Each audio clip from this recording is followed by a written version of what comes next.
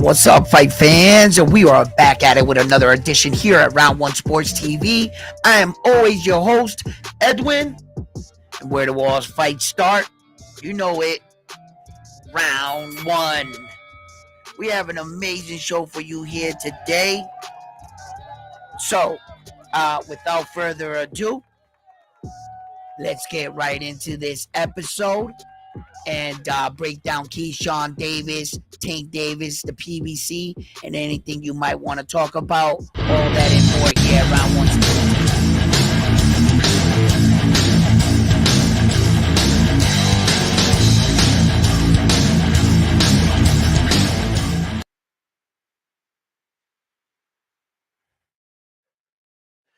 What's up, fight family? What's up, chat? As you guys are streaming in and checking in, let me know that you hear me loud and clear. Oh, we got a lot to break down, man. I'm running a little bit late because I've been chasing down a lot of these stories, and it seems like a lot of these stories have just been popping out the woodwork, basically. Because there's a lot to to peel back from this Keyshawn Davis situation, the push, the alleged bananas and watermelons sent to his hotel room. You know, we're gonna talk about all that. And how you doing, Rob? In the building. You must have telepathy. We are brothers from another mother. I was thinking about you today. Been meaning to give you a call. Been a little worried, like haven't heard from you. So I'm glad that you're here, Rob. So, and as well, we have, Tank Davis. Let's get Tank Davis out the way. We're going to get right into Keyshawn. We'll probably hop back and forth. You know how I do here at Round One Sports Talk. We talk about all boxing. If you got anything on your mind or anything you want to talk about, front line, keep me in the chat today, front line. All right. And I'll be dropping the link and we could talk boxing after I do my little bit of the show. So, I'm watching Tank Davis today, and I'm hearing him more and more talk about his retirement. He seems like he wants to retire. Now, I have to connect the dots here, figure out what's going on with Tank Davis. He's fairly young. He hasn't completed much in the sport of boxing, and he's a remarkable fighter. So, what's the problem? So, I start to break down what's going on, and I'm noticing that the PBC is surrounded. They have nowhere to go. They decided to fight the powers that be, Turkey al-Sheikh, and go against the grain. That was their decision. Al Heyman has been like a ghost in boxing for the most part. Most people don't even know what he looks like.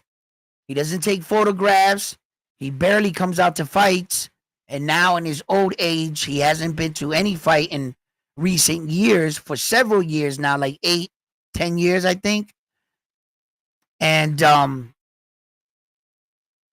he's always been the type of person that people told him he couldn't do something. In fact, if you don't know the history of Al Heyman, he's done much more than just boxing. He's worked with artists such as Michael Jackson, Paul McCartney. He's a lot of big actors. He has a big list of people that he has invested his time and effort into. He's a very smart man. And boxing seems to be one of his passions. He established the PBC, and they have done fairly well for themselves, but time changes. Showtime left boxing, HBO left boxing, and a lot of these networks are coming up, and the PBC seems to be that old network or old promotional company that doesn't want to change with time. They like the way things were. And Tank Davis is signed to the PBC. What does this mean? Well, if the PBC goes under, where are all their fighters going to go? And Tank Davis has been one of the most boisterous PBC fighters of recent time. That means Tank Davis would have to go crawling to one of these networks he talks so much shit about, or bend the knee for Turkey Al-Sheikh. Because this is the situation where Tank Davis and Al Heyman and company put themselves.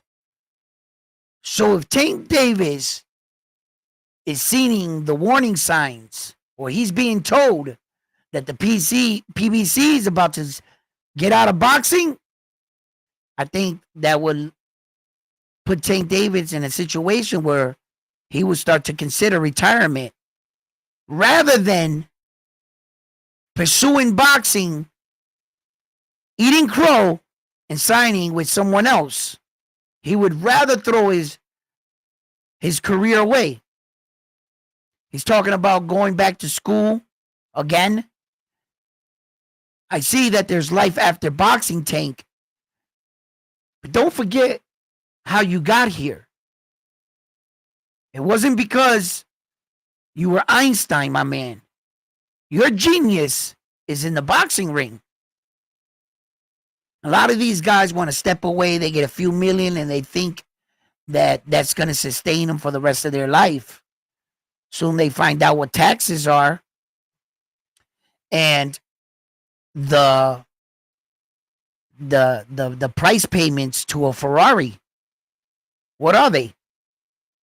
Soon you realize your $3 million ain't gonna sustain you. But it might have lasted you 3 or 4 years if you managed it right. Right?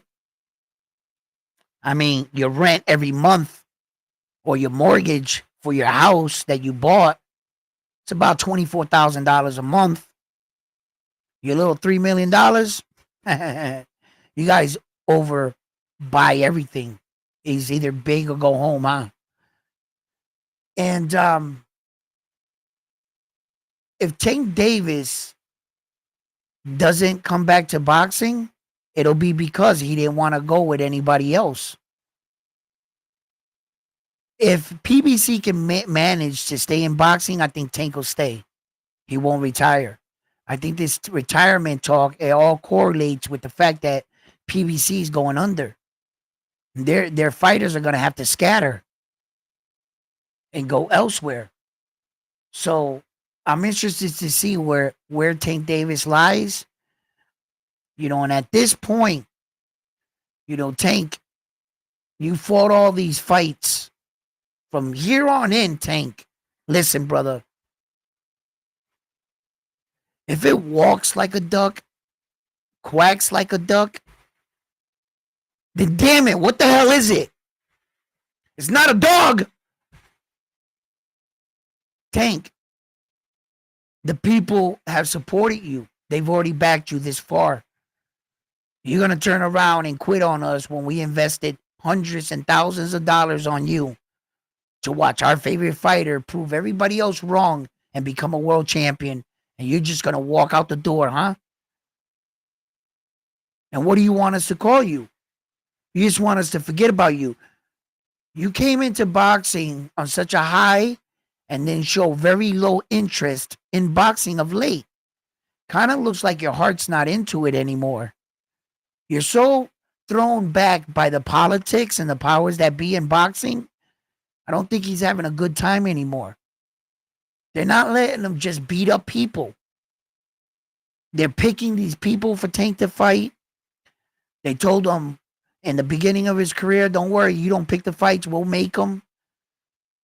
And all Tank wanted to do was fight. Now it doesn't look like he's having any fun at all. He looks miserable now. When I see him, he looks miserable. Behind that little, fake smile, he doesn't look happy at all. So, yeah.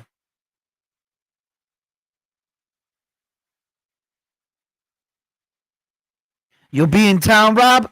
Yeah, just call me and let me know, brother. So now we have this Keyshawn Davis card. right? And this card is slowly popping off. You know, we're starting to hear more from the fighters. I like that. I really wanted to see what some of these fighters look like on weigh-in, and a little taken back by these weight classes. You know what I'm saying? Some of these mysterious weight classes that I've never heard of. The 150. Like, who's the champion in the 150? Anybody? Can you tell me who the champion is in the 150, and what's that weight called? Right? And I'm sitting there and I'm saying to myself, wow, man, some of these fights got announced on some interesting weight. You know Johnson there, Iron Johnson, right? And what's his name? Davis there, his older brother. They're fighting at a catch weight at 150. Now I understand that Davis got one fight. He's got one professional fight. And this other guy, I believe, is making his debut, which is even. You know, that's pretty good right there. That's even. But Keyshawn Davis's brother, man, you guys realize he's 6'3", right? 6'3". He's fighting at 100 and he's trying to make 150. Well, he made 150. They made it, right? So he's going to start to slowly find his home where he feels good, strong, or that he can still cut and make the weight. And let's see how he does. You know, one of the brothers already making a quick turnaround out of the three brothers that fought on the card that night. So, yeah, I'm interested to see how this does. He didn't do too bad. You know, the other brother looked a little bit stronger, but, you know, Keyshawn, they're all doing their thing. Shouts out to the Davis family. You know, I hope you guys have a big night. So, who else is on that card? We got Carlos there, Gene Carlos. He's 22-17. He's 22-17, right? And then he's fighting against Rohan Polanco. Now, Rohan Polanco, not too long ago, I had him on my show. So I'm going to try to get him back on the show after he wins this fight.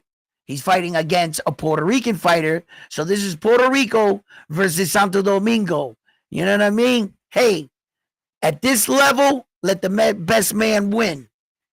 You know what I'm saying? I'm like, all right, let him rock. You know, I think Rohan's going to break homeboy, though. You know what I mean? So I'm in support of my Puerto Rican fighter. Papi, do your thing. You know what I'm saying? I'm not counting you out, you know? But I think Rohan's going to beat this guy pretty fairly easy. Yeah. So, you know, I'm going to try to see if I can get Rohan back on, see what his plans are. You know, there's a lot of good opportunities at 147. So I want to see what happens. I would like to ask him. Also, Abdullah Mason's fighting on the card, right? So Abdullah Mason is fighting Emmanuel James, right? Now, I looked up Emmanuel James today. He's 16-2-1 and 11. Now, there's another weird division. Can anybody tell me who's the 137-pound champion of the world? 137-pound champion. There's no 137-pound weight division, bro. And it's like they're allowing these guys to fight at these mysterious weight divisions. And I don't think it was because of Abdullah Mason. I watched the weigh-in, and dude had to take a towel, strip down butt naked to make 137.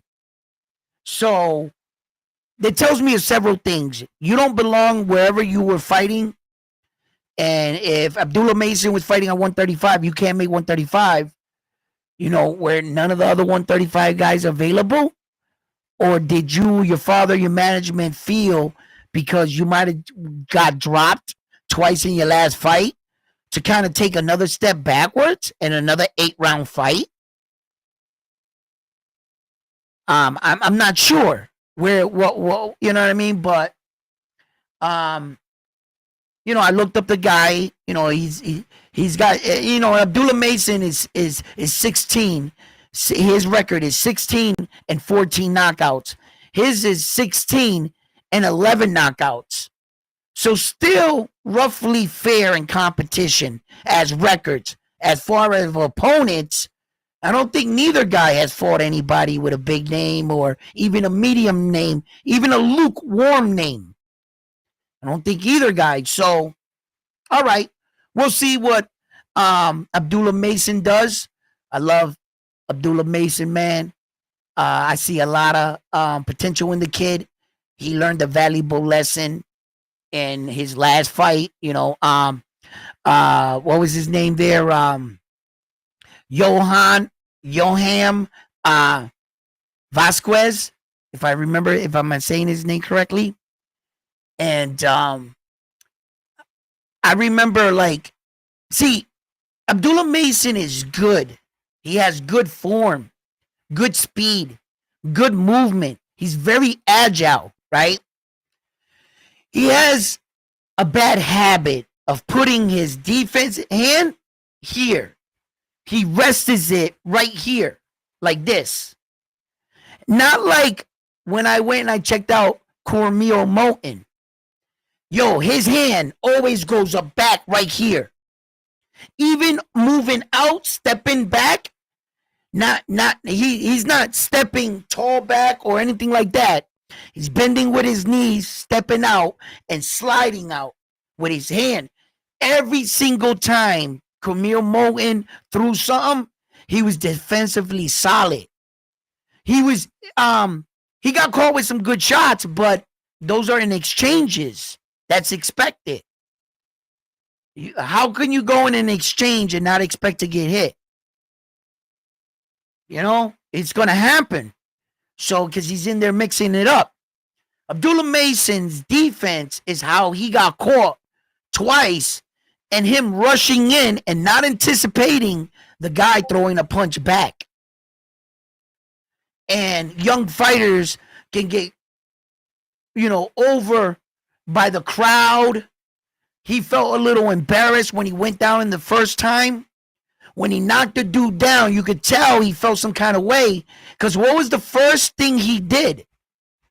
He notioned to the crowd, like, look, yeah. Like in his mind, it wiped the slate clean.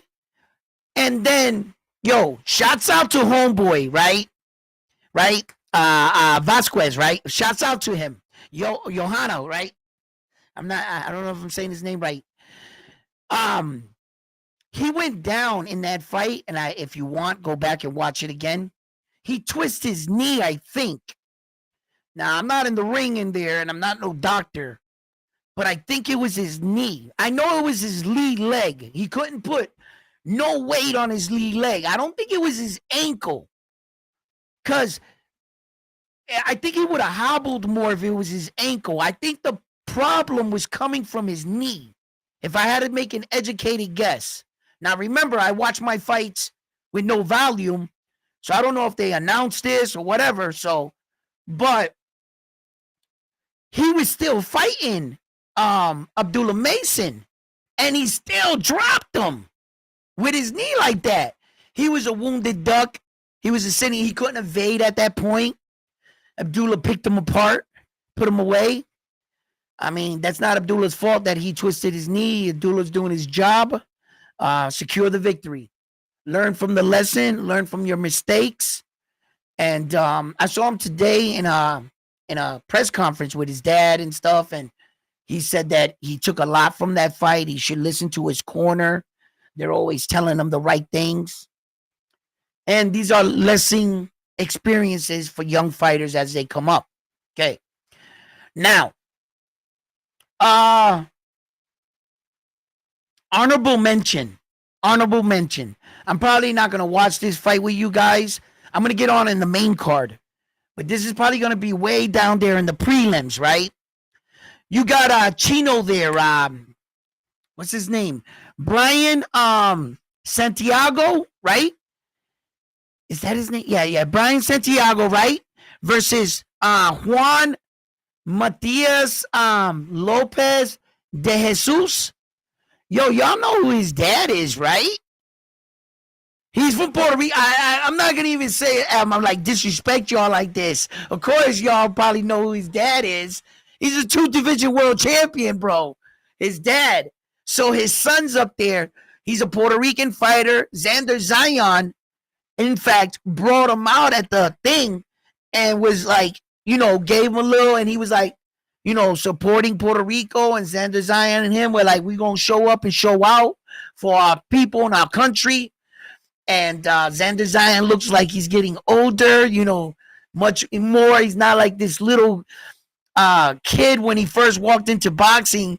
He looked so young then. He looked like a baby, man. In fact, he signed to Top Rank when he was only 16 years old. They kept him out in the wing until he turned pro. But he was already signed to Top Rank at 16, Xander Zion. Yeah, so, and let me read some of y'all messages in the chat. What's up, guys?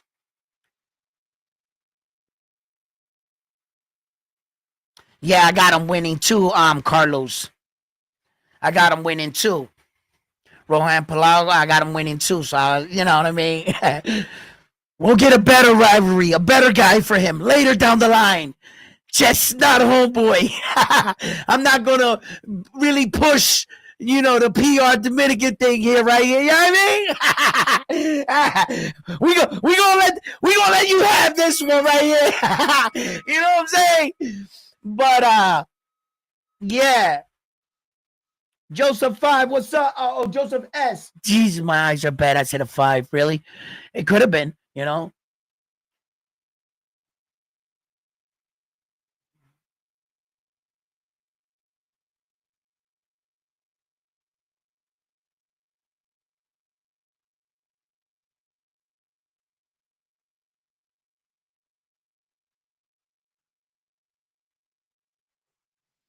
You think? I'm not sure why ESPN and Top Rank are splitting ways, but here's a scenario for you guys. Right?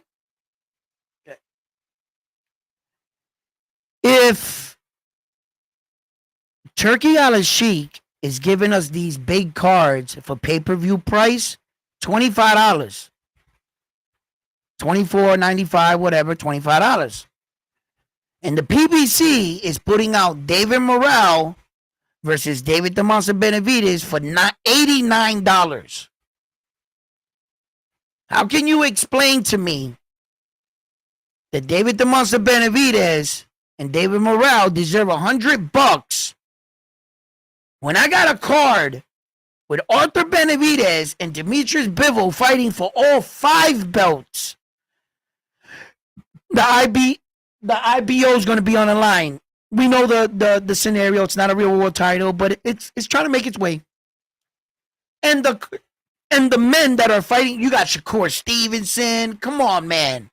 For $25, I think ESPN sees that Top Rank is already signed with Turkey.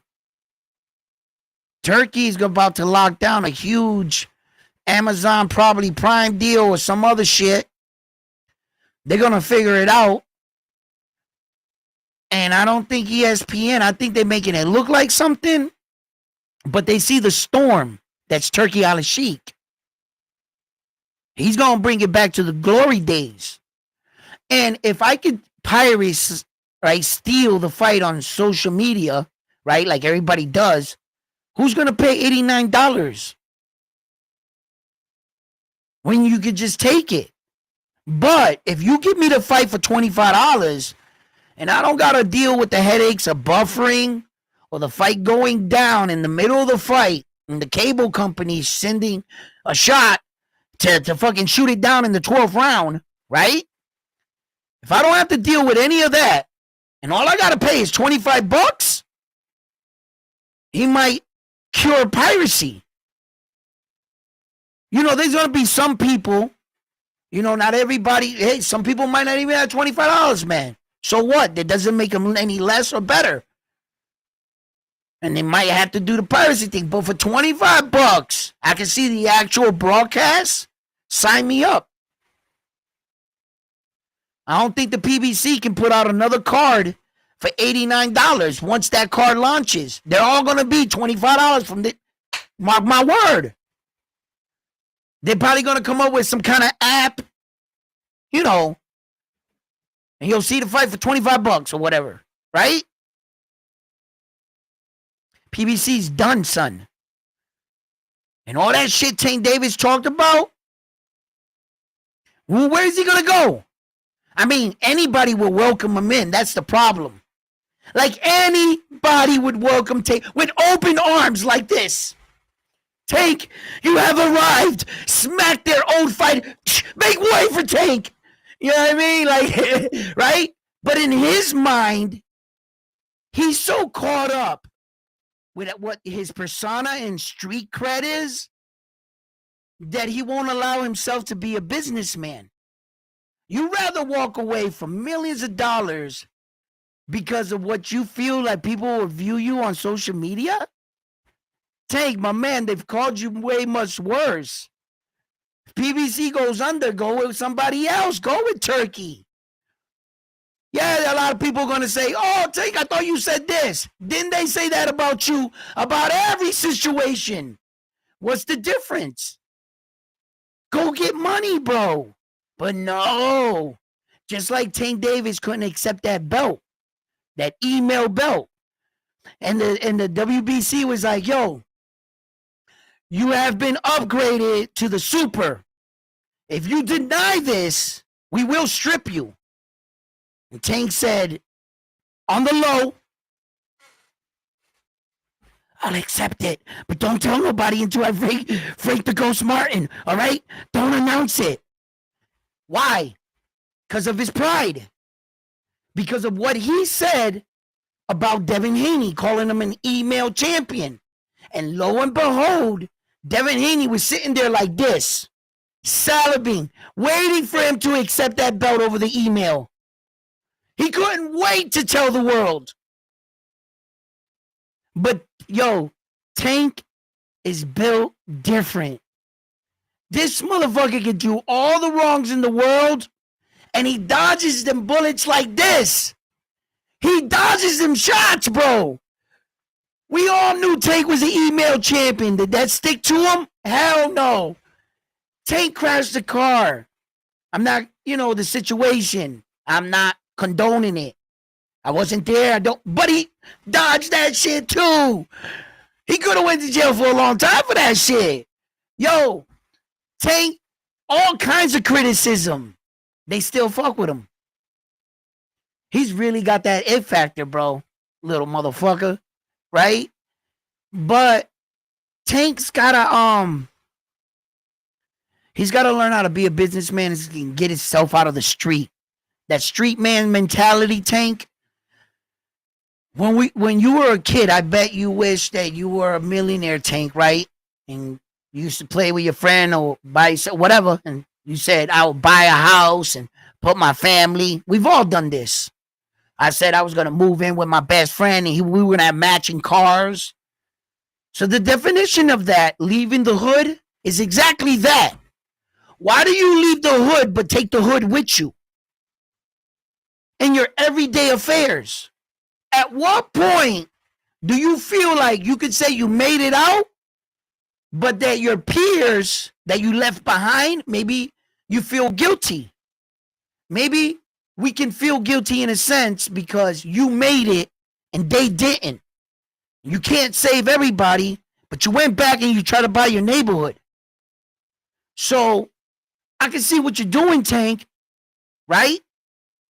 But Tank, at some point, bro, that mentality of always thinking, I got to answer to these people, or the fear of them not coming out to you. Papa, it seems like you can't do no wrong. They're going to come regardless. You are chosen, my man, Tank. You are chosen. I keep saying it. They're going to fuck with you regardless. Kind of like Saul, right? Saul is chosen by the people of Mexico. Yo, Saul can do no wrong. He can duck this, do this, do that, do. They love them some Saul, don't they? And it's for a reason. You guys got to understand that some of these fighters represent much more than just boxing, man. They represent hope. They represent strength. They represent your people on a world stage. What do you see? The Mexico flag. Who brought it there? Saul. We love him.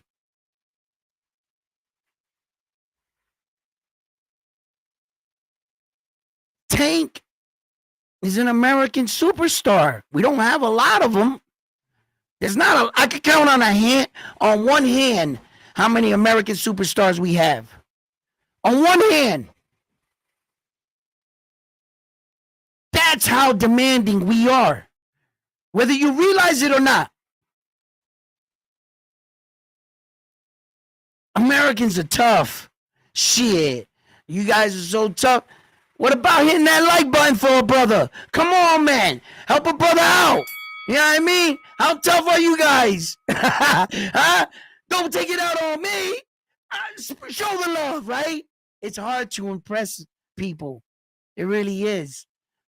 And in a sport where, you know, you're awarded by knockouts, and you know, Shakur Stevenson goes on and says that he's the best fighter on that card. Hands down, he's the best fighter on the card. Now, I can respect you speaking up for yourself. What is he going to say? I'm the suckiest fighter on the card? No. Is he going to say he's an average fighter? In the middle? No. I think all fighters should back themselves up. Fuck it. Be cocky, arrogant. I'm the best fighter on the card, damn it. Whether you are or not. I remember when Tom Brady said, I walk into the Michigan locker room, I looked around at all the quarterbacks, I said, ain't none of y'all better than me in my mind. And he goes, I know I wasn't better than them, but I don't give a fuck. I'm going to become Tom Brady, he said. And boy, was he right. Right? But at the time, I could see where Shakur is like, fuck, I'm going to bet on me. Now, here is the situations I talk about. If you're going to talk like a king, you need to do king shit. How can you talk like a king, all this rah-rah, but it look like you're pillow-fisted here, my man. In these new weight divisions, your power is not showing up. Yeah, you dropped that Asian dude. Okay, Shakur. Big deal. Do it to a world champion. Do it to somebody on your skill level. Now we're talking. If you're going to talk like a king and a conqueror, well, then go conquer some shit. Go get them belts. See, and then the fighters get on us for calling them out on what you said. Why are you mad at me? Because I'm calling you out on your fighters, but you running around talking about you the best. You said you're the best fighter on that entire card. Brother, you do know that Demetrius Bivol and Arthur are on that card, right? Shakur Stevenson? You do know that Arthur Benavidez is a unified world champion, something you've never been. And you have the audacity to say you're better than everybody on the card? Really, why? Because you say so? Because, homeboy, let's check out your last two fights. And this is my birthplace brother. Shakur Stevenson was born in Newark, New Jersey. I'm from Newark, New Jersey. I love Shakur Stevenson, but this is another case. If you're going to talk like a king,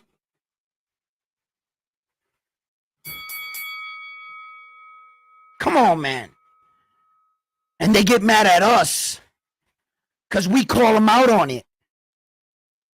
Then they look, in a strange way, you know, Schofield, I mean, he doesn't have the experience. It's a good fight. But you know what he's capable of doing, Shakur Stevenson? A Berlanga. No, I don't think no one can do a Berlanga, but still, yo, talk about driving, falling from a high, my man. Anyway, let me finish with Shakur. Berlanga. Wow, man. Wow. That's wow. Just wow. You're not even headlining. You're fighting on a co-main event of a bullshit card to a guy. When I looked him up, he has a 10-year non-active gap in his record. You heard that correct? He didn't fight for 10 years. He came back. He fought twice. Now he's going to fight Edgar Berlanga, which Edgar Berlanga just headlined and made event. He's fighting on an undercard. And nobody knows the fighters on these cards. His chain that he got on the card looks more expensive than the entire card. He doesn't belong there. It looks out of place. It's just horrible. But anyway, Shakur Stevenson, man, I got to tell you, bro. Brother, I believe in you. I believe in you. You're all we got. And now that it's public, you won't fight Keyshawn. One of you are moving up, right? And wait, that was the plan? Because I think you both are standing in each other's way and dreams of unifying. If Tank's not going to fight neither of you, what's Loma doing? Is he still the IBF and still got the back thing, or is he coming back? What the fuck is going on with this guy? We've had it with these guys, man. As fans, we want to see these fights. That's it. We want to see the fights. I'm not sure. So let's push through the card. And let me read up your texts. What's up, XL? What's up? How you doing, brother? In the building. Everybody tuning in. Let me go back. I'm going to read you guys' chats. I told Frontline to keep me honest. And, you know, Frontline not doing his job at all. Didn't even show up to work. I didn't even put the link in. Oh, wait a minute. The boss is slipping. I actually thought I put that link in the chat. You guys know that? But I'm going to put it in there because I need a little help. Where's the Round One Sports Talk crew at when you need them? I don't know. Do they even show up to work? Jesus. I'm about to send these guys down to ESPN. Go work down there, bro. Round One Sports Talk might be a little too high, you know, maintenance for you. You know what I'm saying? Go work at a smaller company. We might be small, but we're well loved. All right? And we highly educated around here. We're getting better on the names and not speaking so fast. But where's Frontline at? All right, let me go down.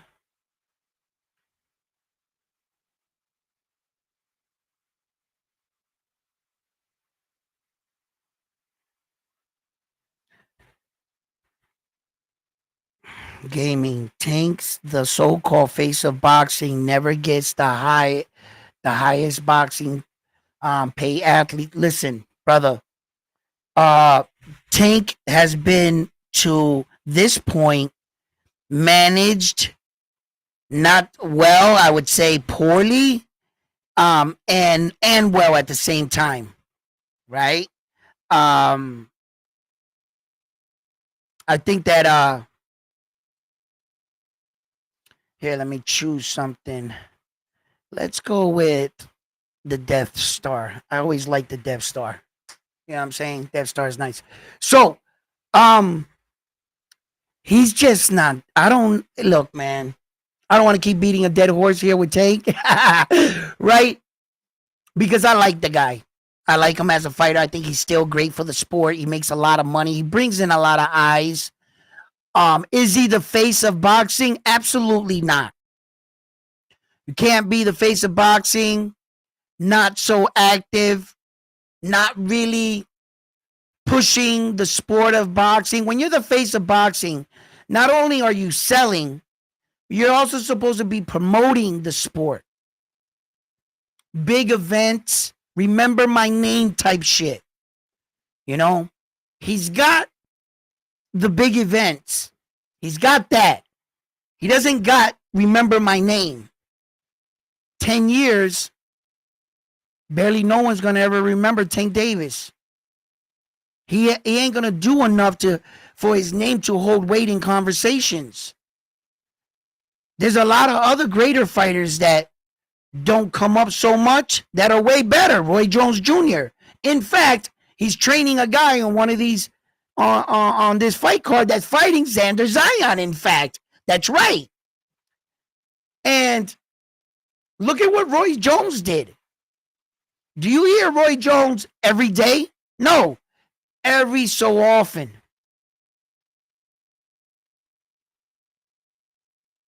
And Tank, his name's not going to, trust me, there's just going to be too many stars coming, new guys, out of sight, out of mind, and we're going to focus on the new Camille Moultons of the world. Trust me. And after the Camille Moulton shows you what Tank Davis should have done, you're not going to remember Tank anymore. Okay, I'm an asshole because I'm saying this, right? Or you think I'm taking shots at Tank Davis, right? Or I'm the bad guy, right? Yeah, right. But you don't say nothing to him that's actually doing this.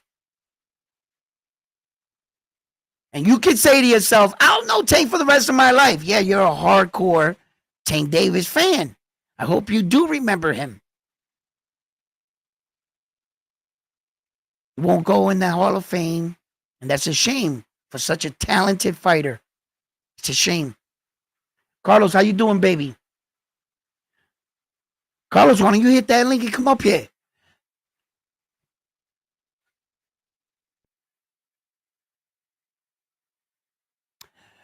Look,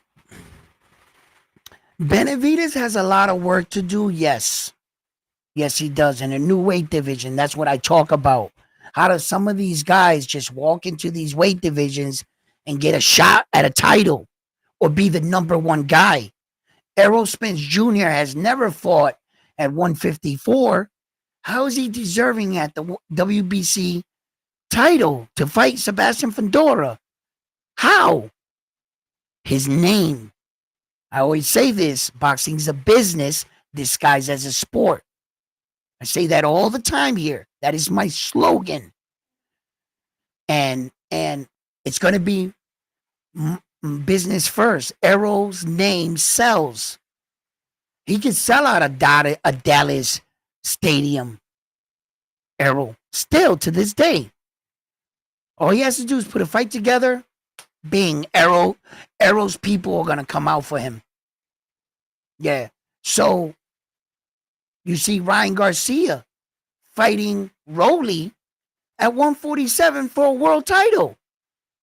And you're like, how the fuck is that possible when neither of them have ever fought at 147 and they want to dress it up? In actuality, people will bug out about this and they'll be like, yo, this is bullshit. Ryan shouldn't be fighting for that belt. Calm down, guys. Calm down. Even if he wins that belt, it's still not a belt. They're just trying to sell it for more tickets. In a world where they say belts don't matter. Really? If belts don't matter, why don't you just make that Ryan Garcia and Rolly fight for no belt? It should sell just by itself. You're saying without advertising that belt, it wouldn't have made one single dollar extra. So if it doesn't make a difference, prove it. Eliminate that belt. See if it stays the main event. Main event for no world titles? Or the fact that Ryan's fans believe and think Ryan's going to win a belt. We got to go see him. We got to go support him. Rolly has an opportunity. Oh, shit, my man's in the building. You know? Hey, wait, I can't hear you. Hold on. But you put it for a world championship, and all of a sudden, I bet you a lot more people show up. Then they're going to say, belts don't matter. Yeah, right. Why you think the organizations put that fight for that bullshit-ass, fake-ass belt? To sell more tickets, because belts do matter. What's up, Carlos? How you doing, baby? What's going on? What up, round one? It's been a while. Yeah, man.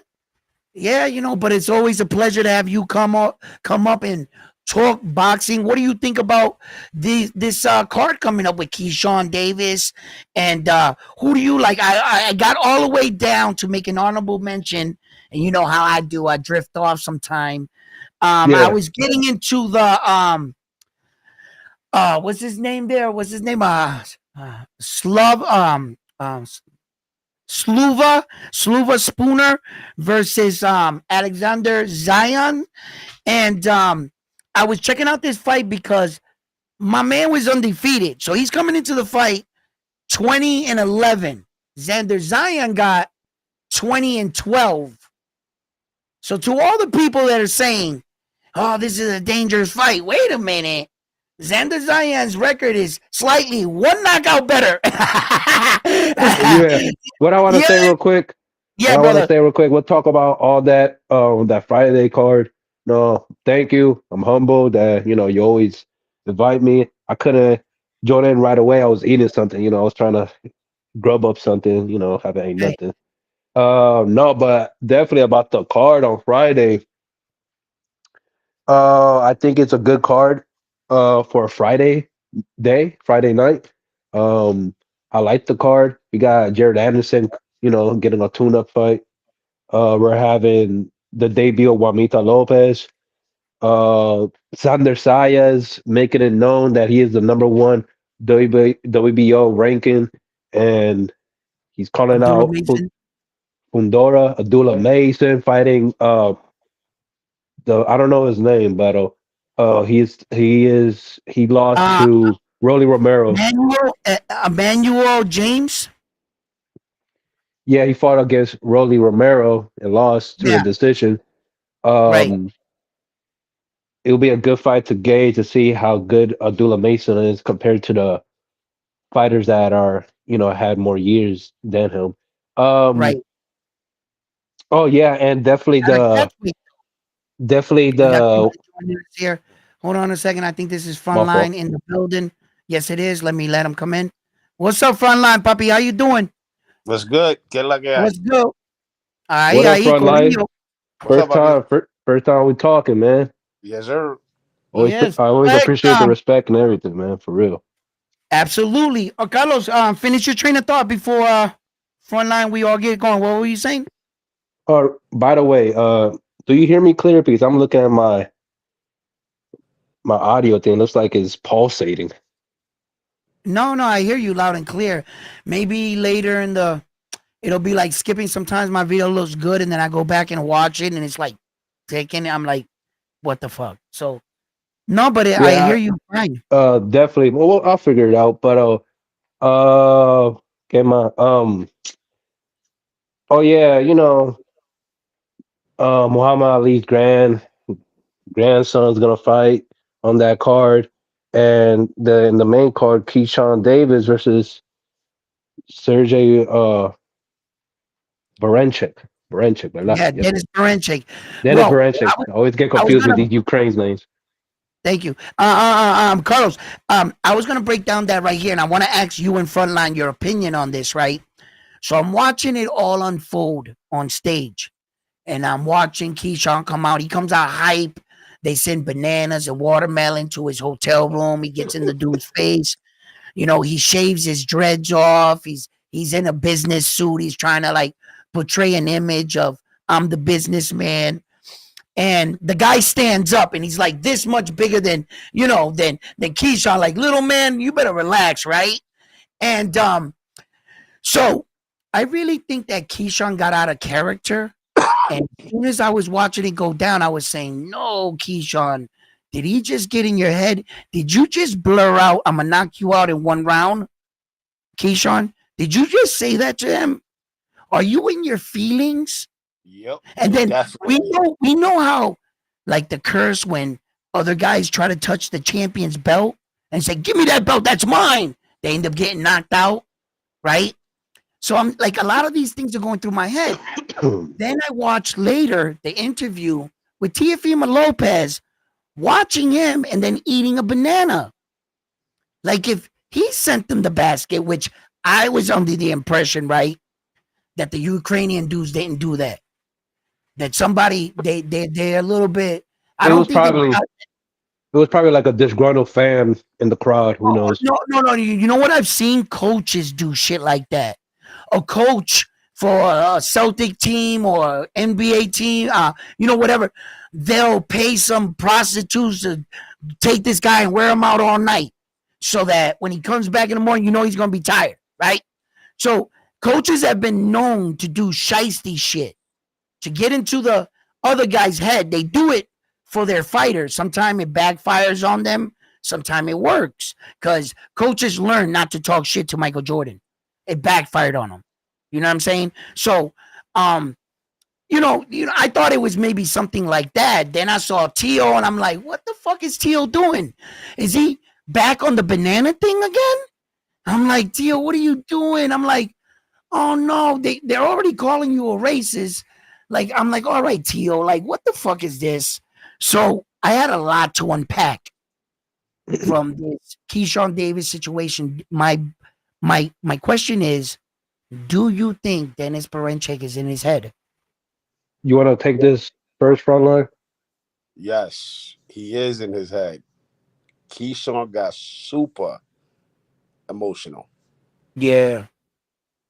Super. I mean, to the point where he lost focus. He didn't even know how to talk when he got interviewed. He was I stumbling know, for right? You words. saw that? He's in his head, and that's not a good look going into a world title fight like this. Mm-mm. I thought he was a little dehydrated, and I thought maybe he can't focus. And like, he was so dehydrated that his speech, but with everything involving, Dennis is in his head. Had that issue not happened, I would have thought it was just exactly that. Dehydration, whatever. I man, yeah, go What I ahead. think about it, yeah, I gotta, yeah, I think I agree with y'all that Dennis is in his head. It kind of reminds me of the time when Devin Haney pushed Lomachenko, trying to like bully him, and he couldn't bully him during the fight for real. Um, and you know how that outcome was. Yeah, And the thing about it, this is a world champion. Um, he made Emmanuel Navarrete look um average. average. Yeah, thank you. And even though Navarrete is awkward, but he's still, man, you know how Navarrete be in 130. He's a monster. But And not to this mention, the Navarrete hit harder than Keyshawn, and he couldn't drop Dennis. I think so. yeah, I and So think he was hard.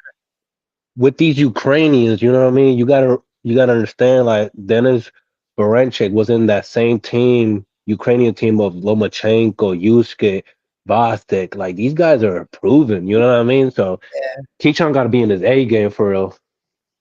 This motherfucker gets up in the morning and wrestles a bear and then goes jumps in an ice bath outside for his meal. Type dudes.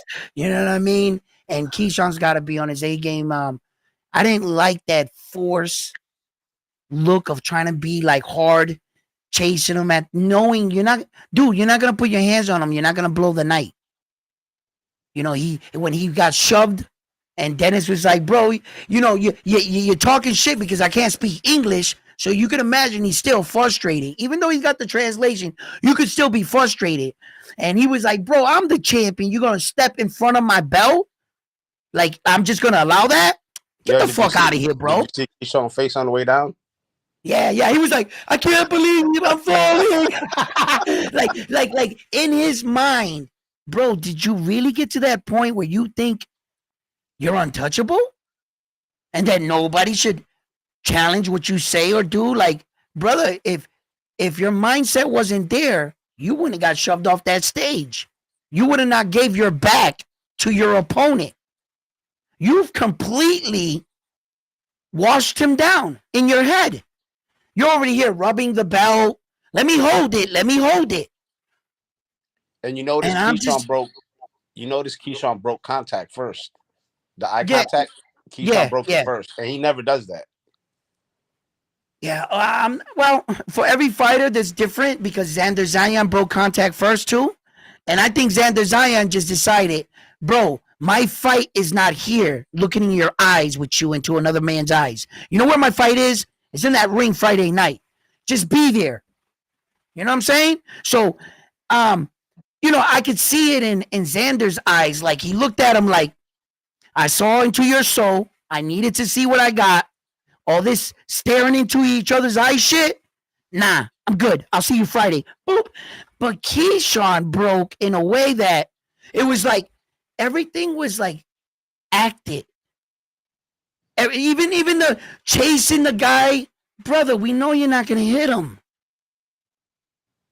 Brother, we know you ain't doing nothing. You're gonna get as closest to his face and put your fucking bad breath. That is the worst you're gonna do. So why are you acting? Then he was in his eyes like this. Right? And I was just like, this dude's in his head, man. I was like, man, Keyshawn, did you just say you're gonna knock him out? And one thing about Dennis Berinchyk, bro, like you guys were alluding to, he's very tough, and he got good side to side movement. That little shot that he catches, like he kept catching Navarrete with, where he steps to the side and throws it like that. He was banging that. That's the punch I'm worried about for Keyshawn. That particular punch right there is what I'm worried about. But Keyshawn has corrected his mistake of leaning in. When he fought Lemos, he was doing the Terrence Crawford. He was more back, and then he shifted his weight from the back foot to the front foot and then banged him like Terrence Crawford. So you can see Bo Mack is really teaching them boys some things and shit. But yeah, man, listen, what do you guys think about this Xander Zion fight? How tough is this guy he's fighting?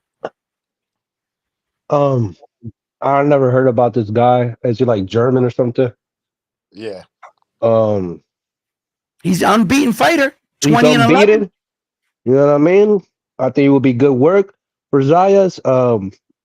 I do like the thing when I saw the face off, how much Zayas is so much bigger than him in his frame, and Yeah. I think Zayas is gonna beat him to the body, and I think that's what's gonna happen. I think he's gonna finish him to the body, hopefully. You think Zion stops him? Yeah. To the body. Yeah. That's what I see. It'll be in the later rounds. I would say Yeah. 7, 8, somewhere around there. I was going. I can't. 8, I can't 9, give 10. you I can't give you my prediction right now because then you. Oh yeah. You gonna try to steal it? Nah, I ain't fucking with you right now. Yeah, I can't give you that prediction right now. But yeah, I wasn't gonna accept it. I wasn't gonna accept it right now because only predictions on fight night. Okay. but hey Carlos, what fight are you most excited about tomorrow? Most excited about, um, you know, I am excited for seeing that Wamita debut. You know, I feel like this is the year for Puerto Rican boxers. Um, it's growing from the female side and for the male side. Yeah. And I didn't know he was 100. at 15 pounds. That's his campaigning weight. Definitely, I could see him. You know, you know that would be a good. I see a good future for him. God willing. But like, but I like that Keyshawn fight for the simple fact it's like it's gonna show me if you really ready for like the top dogs of the tanks. I mean, he's not fighting Shakur, but like he's been calling out Tank. But if he has a bad performance, Tank is not gonna throw him a bone. You know what I mean? I think that that was one of the things with Tank Davis, right, man? This motherfucker's like his fame got to his head so much too that Tank's the type of dude that'll hold on to shit if you say something bad about him. Oh, I'm not gonna fight you. Remember that time you talked that shit about me? I ain't fighting you. Like what? Like, bro, that's what we do in boxing. That's not a reason why not to fight me. Saul said that about David the Monster Benavidez. He said, "Remember that time you and your dad and your coach said these mean things about me? I thought that was distasteful, and I'm not fighting you." Like Um, motherfucker. I don't Like, think I don't think it's right to compare Canelo and Benavidez to what Tank has done in 130, 135 oh pounds. yeah, You know what I mean? yeah, It's just like you're 30 years old, you never unified in your career, and it's like I like watching Tank fights because it's exciting. It's eye yeah, candy. It's like you know I don't like to use this analogy, but it's kind of like having a quick high. You know what I mean? But when it yeah. goes away, when you come back to reality, you're like, fuck, man, it's not really. Right. It's not No, really. that's a I good feel te- analogy. I feel terrible with myself. You know what I mean? Yeah, yeah, And it comes yeah. and it's like it comes to a point. It's like, man, I gotta say facts, man. I gotta talk it how it is, man. You got that Devin that interview with him and Little Yachty really was like, bro, man, that's the Right, excuse, really. I don't know, man. I don't right. know what you think, Frontline. Yeah, frontline. What you think? I'm with you on the Juanita fight. That I want to see. I want to see his pro debut. I mean, he didn't shine too good in the Olympics. His last performance, but after watching the interview with him, and he explained the dude he was fighting was like a 31 or 32-year-old that's been in the Olympics forever. That's all he does. He doesn't want to go pro. It's only the Olympics. So he's Yeah, got the Olympic experience, and that's why he lost. But I'm excited to see him.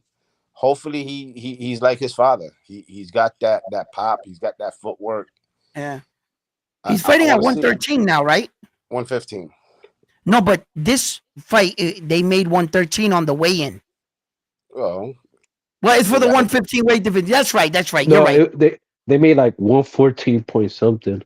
I think. Yeah, 1-4. He weighed in, if I'm not mistaken, it was like one. Yeah, 114.6 for him, and the other guy came in at like 113.9 or something like that. You know, I'm Yeah. not like he's still young, he's still a rookie. But in that This weight is class, good in fight. his frame, I say he can definitely, God willing, be a champion. That 115, 118 divisions. Mm. Well, before we go and talk about more boxing, I just want to take this time out real quick to send a shout out to Good Camp. You know what I'm saying? In Worcester, Mass. If you're ever in Worcester, Mass and you're looking for flour, stop in at the dispensary. They have a lot of amazing deals there and ask for Megan and she will help you out. So, guys, I got that out of the way. Wow. So, This is a good weekend for boxing, though, because yes, remember, Saturday we got Arnold Barbosa versus Jack Catterall. And they're fighting to become the number one mandatory for Teofimo's belt, 140 pounds. Yeah, Teofimo, another duck. Teofimo be getting me mad, man, but it's just like, es que otro total, you know what I mean? Es un cabrón. It's like, bro, like you got talent, yeah, this and that, but you be. I know damn well, bro, you're such a hypocrite. It's like I don't know if I told you this round one. It's like, all right, you talk shit to the bodies, right? Saying we yep, easy and stuff, but you was there in the reunion of WBO at PR. signing autographs to the children of PR. Like, Right. come on, man. I know for a fact your dad been listening to salsa, been in that salsa era, you know, Yeah. danos un pase, you know what I mean? Right. He's in the Perico era. You know what Yeah. I mean, bro? Man, you got me speaking flow. You already know, man. Y'all should know that I'm Rican, but it's like really is like it's Yeah. hard to like root someone that's good in the sport, but a shitty person outside the sport. You know what I mean? Yeah. Yeah. Now the I don't crazy think part is Theo that Teal has never fought a Puerto Rican, never, and he claims that they're easy to beat. But never. he hold on, he did what the fuck, son? Boca Chica. That's what it was, Boca Chica. He fought Boca Chica and sparring, and Boca Chica knocked him the fuck out. Yeah, I heard a Really. sparring video. Yeah, I remember my family So where do members you went. get off that Yeah, we're so easy? You see, I think that his little antics upon it, trying to like, spice things up, right? One thing is for sure, right? If you're gonna talk shit, don't talk shit and walk away. If you had intentions on fighting me, you said something about me, at least it should be towards promoting a fight between you and I. He's talking shit about Terrence Crawford, Tank Davis, calling them monkeys, Subriel with the Puerto Rican. Now he's on TV eating a banana. He was dressed like a bum on the side of the curb. He was taking out the trash in another. Then he's in a circus guy with a fucking clown hat. That's exactly what he is, right? And it's like, yo, Tio, my man, if you're going to talk shit, it should be towards gearing that fight. But you're just volunteering beef. He's looking You for got a payday. He should have took that Matias payday. It that's would my have been the problem, Frontline. highest, huh? That's my problem. You just answered your own question. He's looking for a payday. And if that was true, that was your highest payday. There it is. So if you're not looking for a payday, which I think you were looking for one, or are you scared? hey, I got a question. Him fighting Richard Hitchens is a good fight. It's a unification, but don't you think I that's think kind of so like too. don't you think that's kind of like ruin the plans for Subriel Matias because he's fighting to become the number one mandatory No, for that No, IBF belt? no, no. no. The IBF is an organization that keeps the order going. Okay. If that was if And they'll that was the strip you quick promise, too. yep. Yeah, they If strip that, you, but like I'm thinking like okay, when let's say Subriel beats Gabriel Venezuela, the dude that he's fighting, yep, he beats him, but then Teofimo fights Richard Hitchens. Let's say he beats Hitchens, unifies, and then he's gonna move up to 147 to So the fight the titles winner. become vacant. Oh, get bacon. Okay. yeah. I just don't want him to hold up the titles. You know what I mean? What would have happened? Perfect scenario. Usyk. He just Yeah. won the belts off Tyson Fury. They said, "Are you going to fight the IBF mandatory?" He said, "No, I got a contract. If I pull out, he'll sue me." The IBF said, "See, there's you boxers thinking we care about your affairs. That's your personal business. You chose to sign that rematch clause, not the IBF. We have a schedule. Yes or no? Are you fighting our mandatory?" He said, "No. Give me my belt." Yep. Yo, Edwin, what's that hydrogen thing behind your back there? Oh, that's what it is, baby. It's um a high hologram thing there. That motherfucker. See, teach me how to fight. He be wanting all the beef. You That's know what that I mean? body right there. He'll hit you with an overhand right. Watch the beef. Oh, the overhand right is nasty.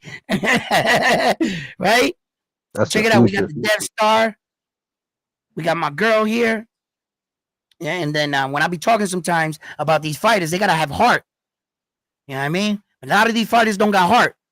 You know, it makes you want to touch it, doesn't it? It's like, let It me just touch it, and that shit'll it snap bugs your me out finger. because they keep switching up. That shit'll snap your finger. We got the monster here. We got him here. Oh, that's the June 14th. We had to put that up.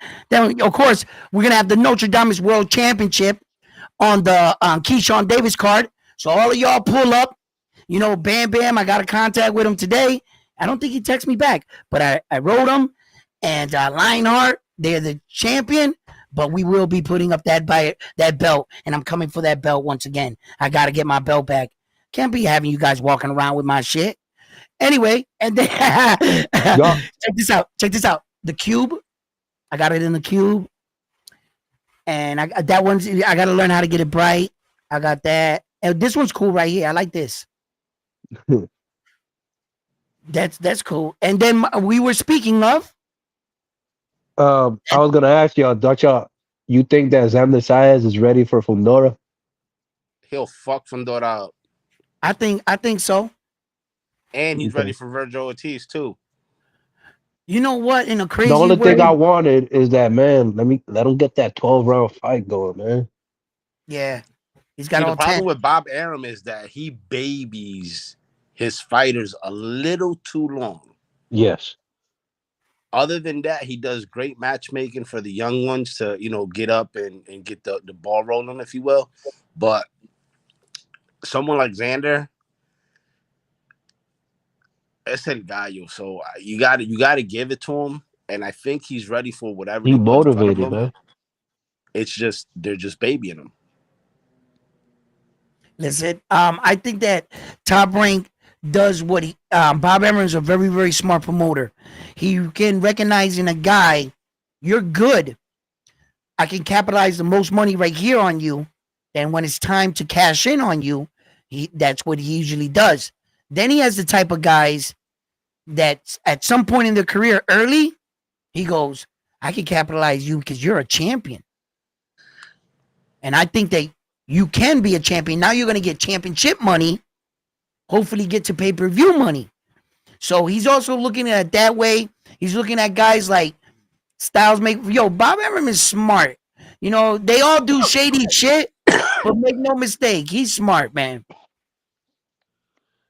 Yeah, like I feel like right now, like the 154 division is it's On looking fire. great. It was on fire, especially February 22nd. Oh my gosh, man, what a card.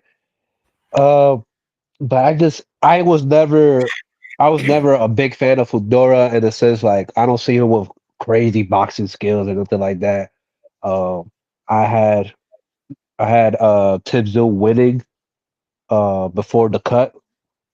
If that cut never happened, I believe Tim Tszyu would have beat Fedora, but you know that didn't happen, of course. And I feel like the thing about Xander Sai is what makes him great that he invests a lot to the body, and I like that. His he's not his boxing is will give anybody problems. You know what I mean? He's got good footwork, good defense, Yeah, his in and out movement. He's well rounded, and I like think he's ready for the big fights. It's just they won't give him that shot. Like when Virgil Ortiz called him, he responded in 3 seconds. Like, "Yep, I'll take that fight." And then Virgil went the other route. and it's like, of course, there's scary fights like the Bach group. You know how that dude just destroyed Tim Tszyu is a very scary fighter up for the division. We don't know nothing about. I mean, we kind of do know Charlo is planning to come back, but other than that, I just think like that Xander Zayas still got a good chance, and the time is now. You Can't think just he should move up to 160? who Xander Zion? no You because think there's work to be done at 154. I know there's work to be done at 154, but I'm thinking like, okay, you think that I thought I hinted to this possibility, a quicker road to some title fights and stuff, and he's getting a pretty decent name. If he can't get these Terrence Crawford because he's chasing this guy and holding up a belt, or he can't get this guy or that guy, Xander Zion's a big kid. He's a big kid. He's been campaigning at 154 for quite some time.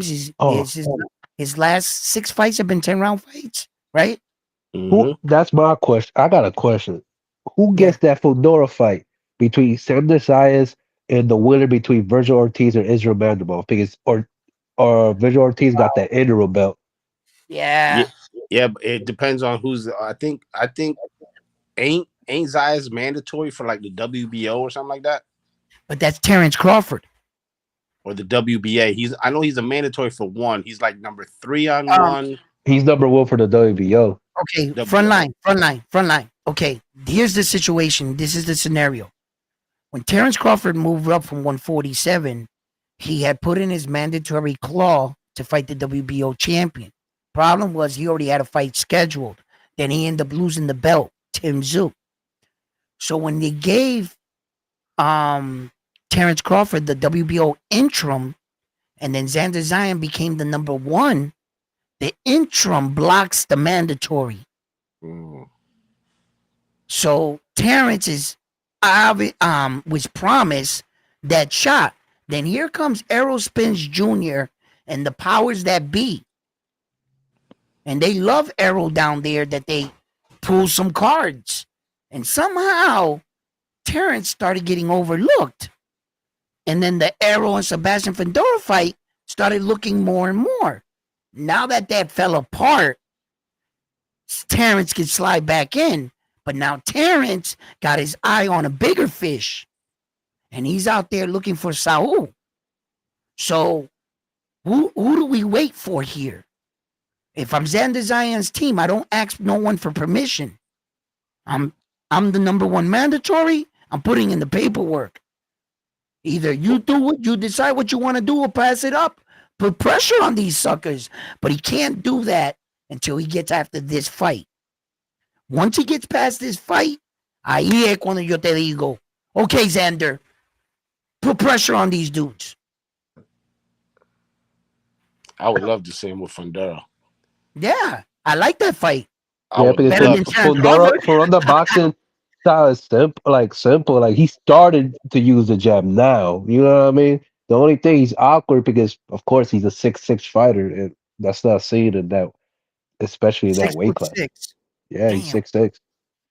With a long ass reach. Hey, but Shit. hey, If he that uses body is that there to jab, hit. It is there to hit the body. Yes, it is. big And he time. can be dropped. We saw it. Mendoza dropped his ass. Mendoza dropped the shit. He dropped him like a Yeah, tree.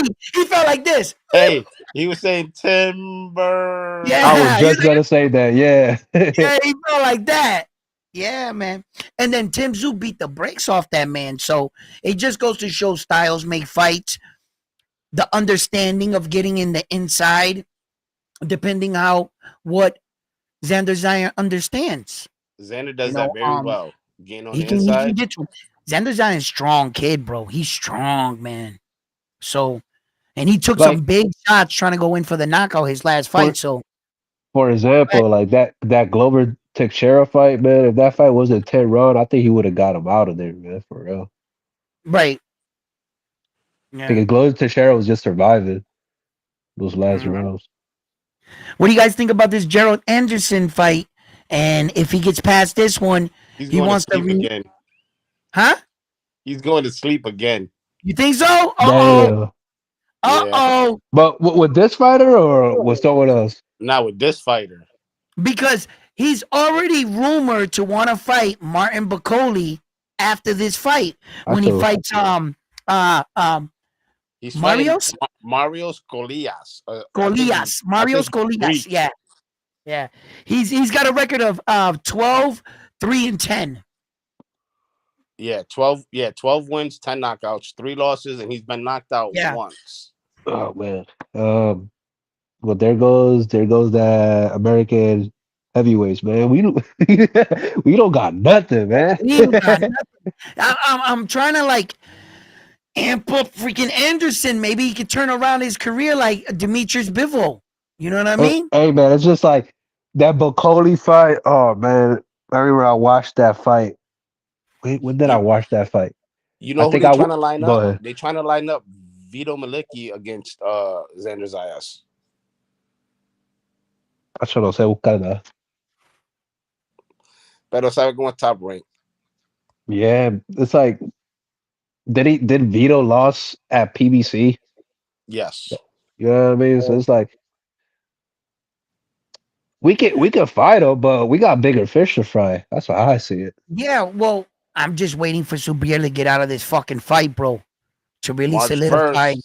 for the him he fights on March 1st and Tank fights Roach on March 1st. So we're gonna get both of those fights out of the way. I want Subriel to focus on getting this title eliminator and getting us back one of those belts, man, and really There's, al- showing this division that he's still him. Hey, what? there's already Look, 3 fights on that card. It's Matias fight. Then you got Ojo Santiago, the one that beat Right. Pedro Campos, and Nestor Bravo. Those 3 Nestor are already Bravo. guaranteed. What you think about Nestor Bravo? Like, I know You, he's been a little inactive, but he's ranked up there in the WBA. you know what the problem is? He's just like Brian Polaco. The motherfuckers hit Dangerous? so fucking hard. Yeah. Nobody wants to fight him.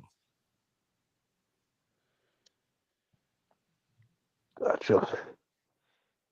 I just feel like right now, like if you look at the 140 division, that last fight with Pitbull when he fought against Fierro, and I believe that I forgot that dude name, that the dude that you just mentioned, Santiago, he beat Fierro. He outboxed him, and Right. Fierro had Pitbull hurt and in a moment of that fight, and I just see that, man. I don't see Pitbull like beating the top guys at 140 at all. He not beating Sudan. Oh hell no. He a good fighter. Ojo Uh, Santiago's a problem. Nestor Bravo, he's been inactive, but he's good as fuck. There's a lot of Puerto Rican boxers that have been inactive for a while. I was just talking about one today. I don't know if y'all know who he is. He's from Orlando. Armani Almacica. I think that's his last name. I think I heard about him. He like a young dude, bro. Beast. The Uh, problem is that these just like Brian Polaco. Brian Polaco he's been inactive because he got locked up. They don't they still live that life. You know what I'm saying? Right. Yeah. They can't separate it. So Yeah, they don't got enough money to leave yet. Yeah, no, that's Those like those two brothers at Pro Box seem promising. the Valle brothers, The Dominic Valle and brothers. Yep. Marquise. Yeah. yeah, Mark and he Mark also got the Davis brothers too, all three of them. Bomac got Keyshawn Davis, the other Davis brother that's fighting on this card, right? What's his name there? Juice. Keon. Yeah, Keon the Juice Man. Yeah, he's coming into his second. He's 6'3", man, making that weight. I'm He's not too fond of another. Calvin. I don't like Calvin. I don't like the way he fights. Nah, right? His style and I don't like him. Too Keyshawn, straightforward.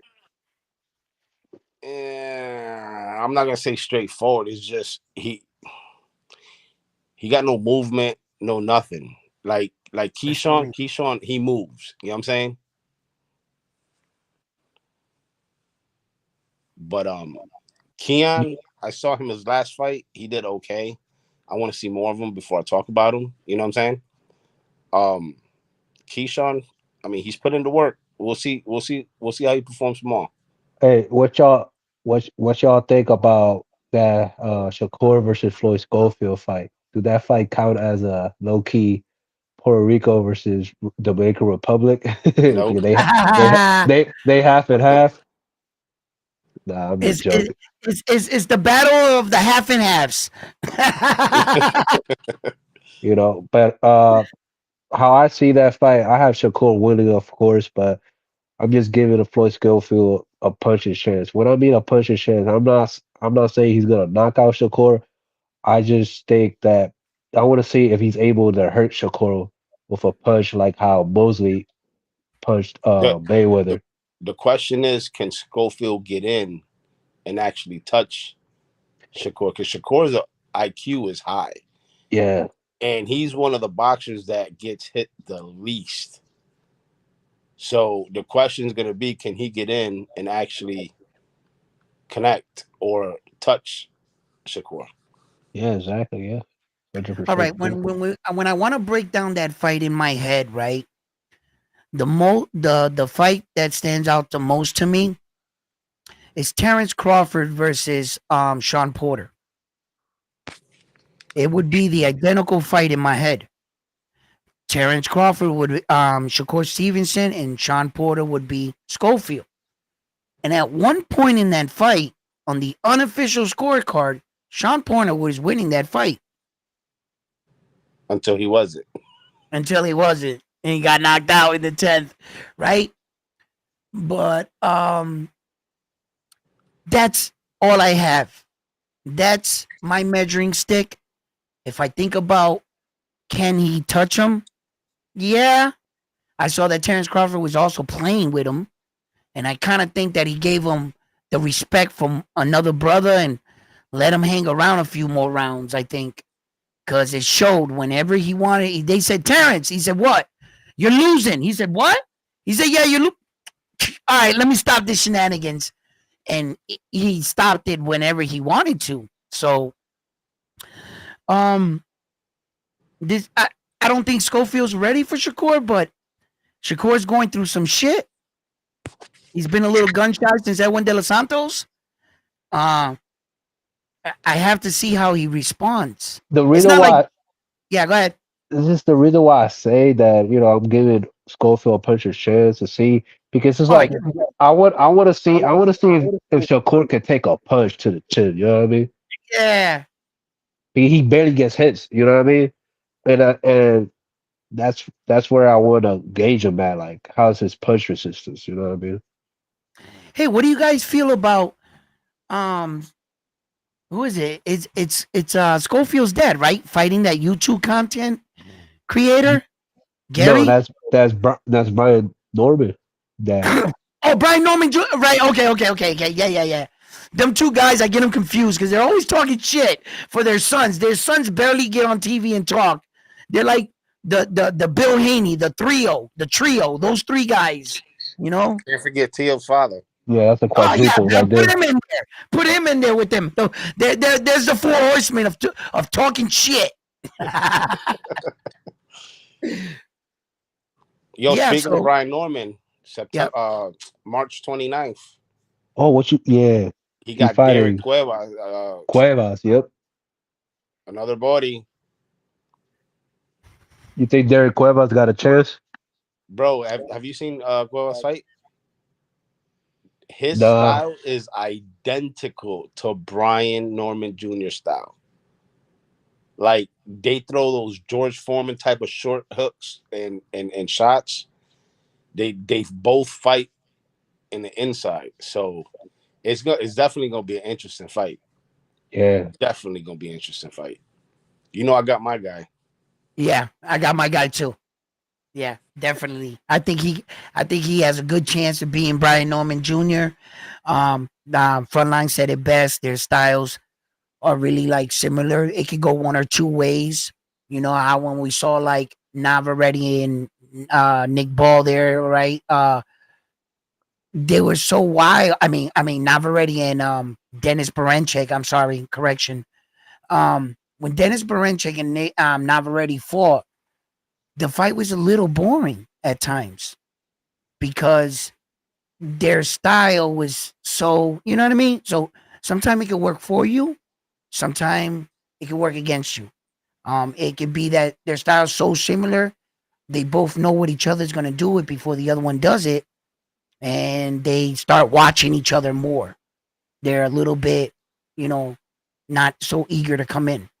One of the fights I wanted to say this, and I just said that, and it reminded me of one of the fights too. Nico Ali Walsh, he's coming off that shoulder injury. Remember his shoulder, like nasty, popped out in the fight, and he was fighting homeboy with one arm.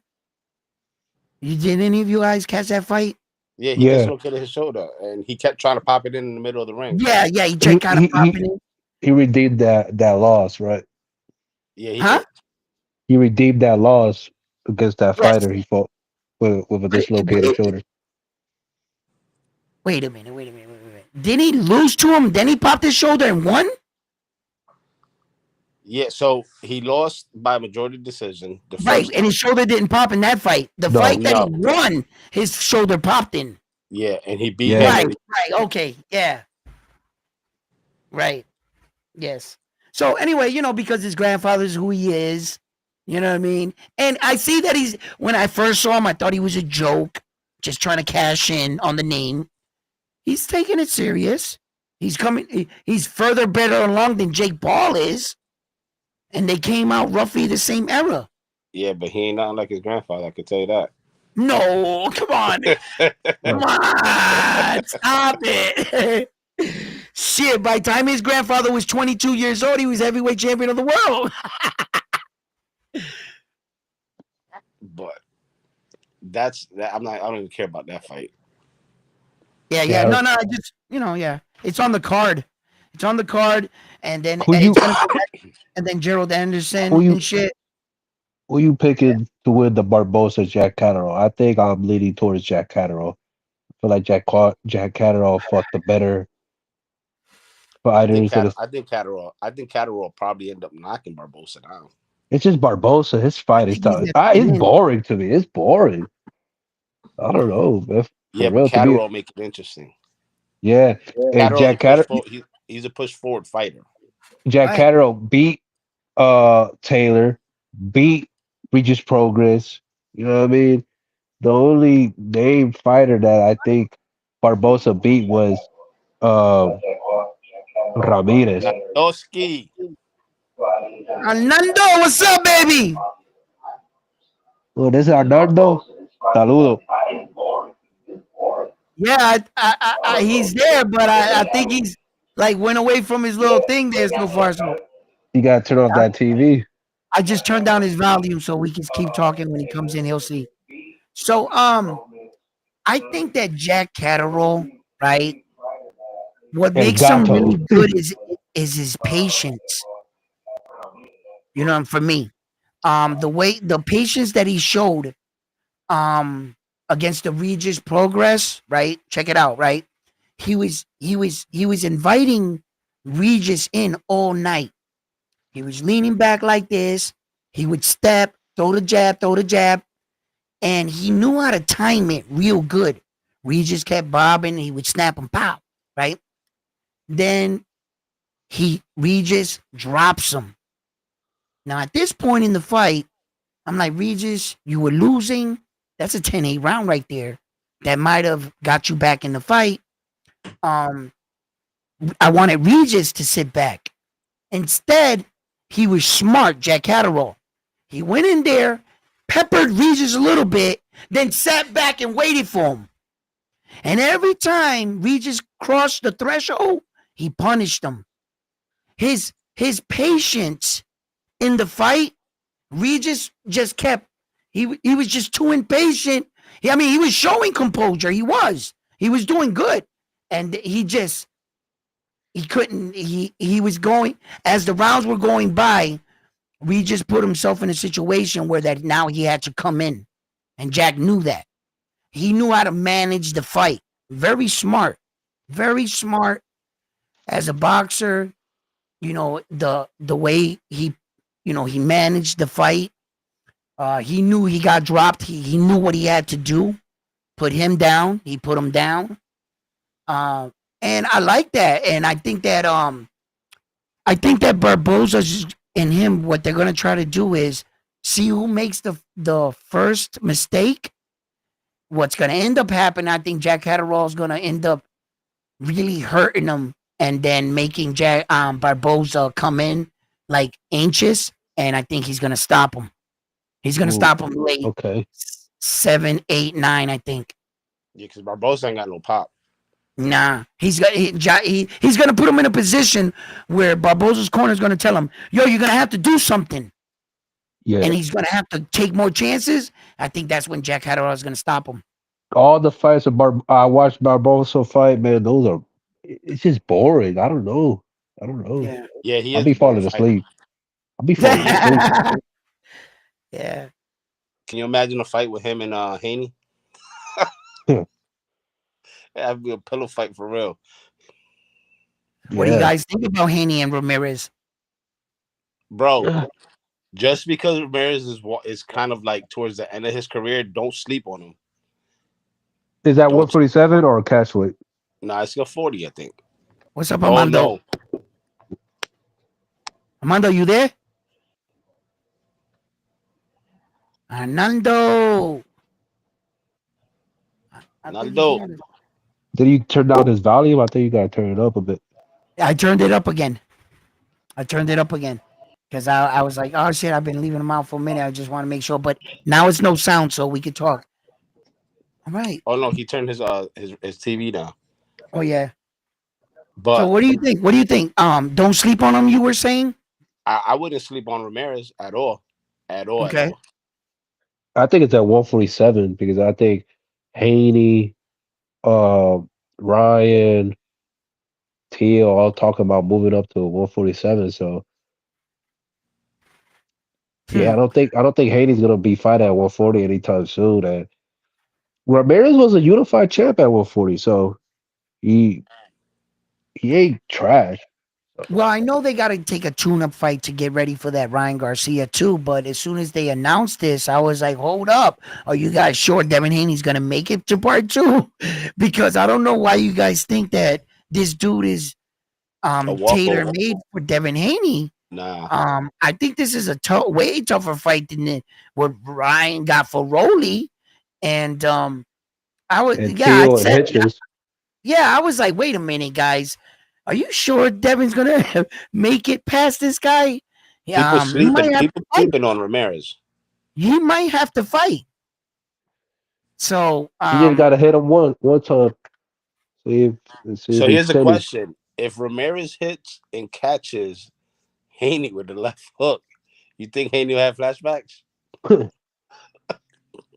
and get the and get the Bambi legs. I don't know. Knees buckle or spaghetti legs or something. He's gonna be fighting at a higher weight division, so and there wasn't 135. He might not be deploying. Maybe he could take a punch better. I gotta see it to believe it. Um, I've seen Devin Haney crack, bro. He hit that tall kid, bro. He twisted his head, right? And he get punched, but notice that was like a Hail Mary punch. He brought it back from Wabe, and you ain't hitting nobody with that. You know It's what I what we mean? call un So barre campo. hell yeah, he hit him with a Yeah. crazy barre campo. So you're not gonna hit Tank with that, or none of these top fighters. You're gonna have to do it legit. I don't know if he has punching power, but I know that he was And fairly that young.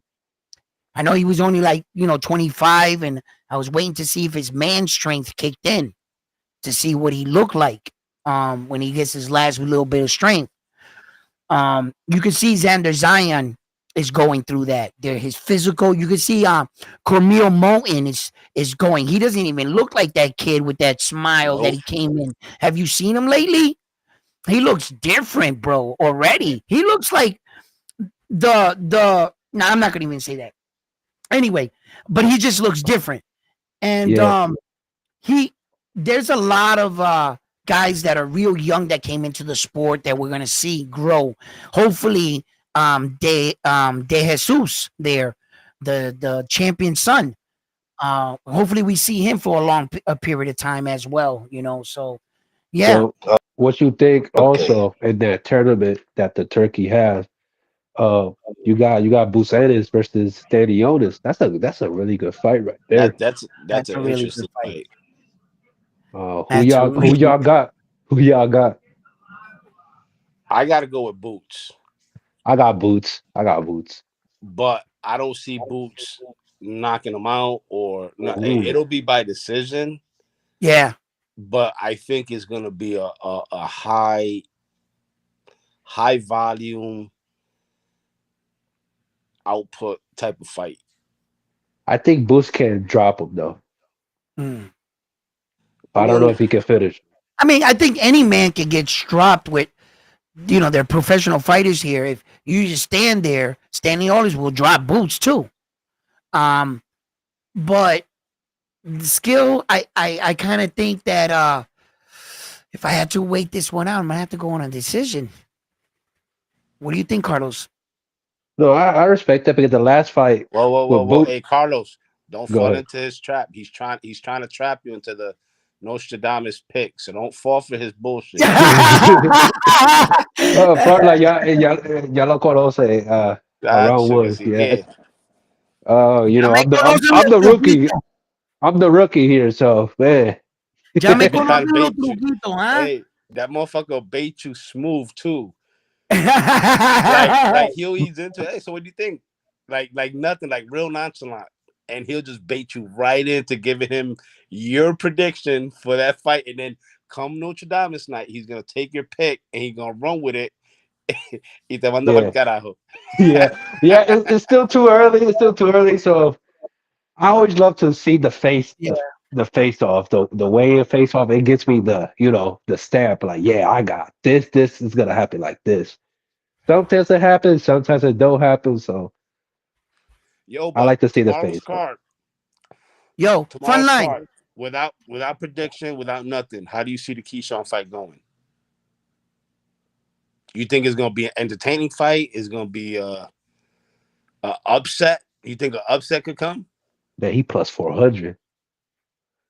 Who is Keyshawn? Oh no, Dennis, the Ukraine dude, he plus 400.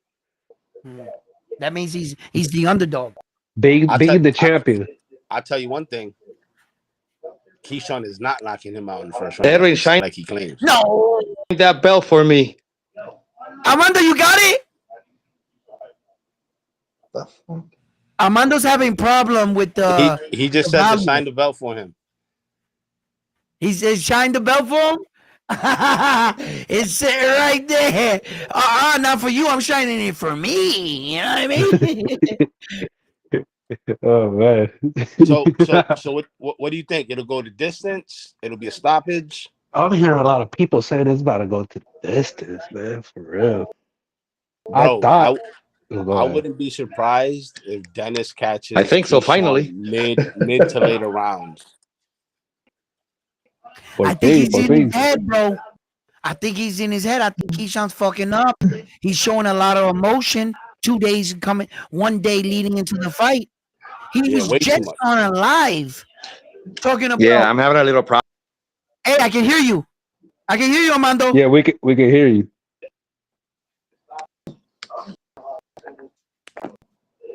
Whatever you did, do it again, Armando. Naldo, la montaña tan azules. The sky is blue over Denver.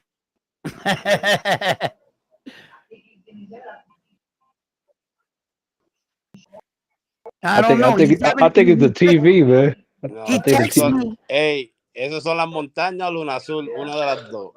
Yeah, he had a meltdown. You're having a meltdown for sure, Armando? So yeah, I think Dennis will catch Keyshawn in the later. No, hoy no, in the estoy mid to tranquilo, later papa. rounds. I think Dennis will catch Keyshawn in the later rounds because he's already in his head, and I think Keyshawn gonna slip. So you think Dennis can drop Keyshawn? I didn't say drop. I didn't say drop. I think he's gonna. Sé qué está pasando. I hear you guys. I hear myself.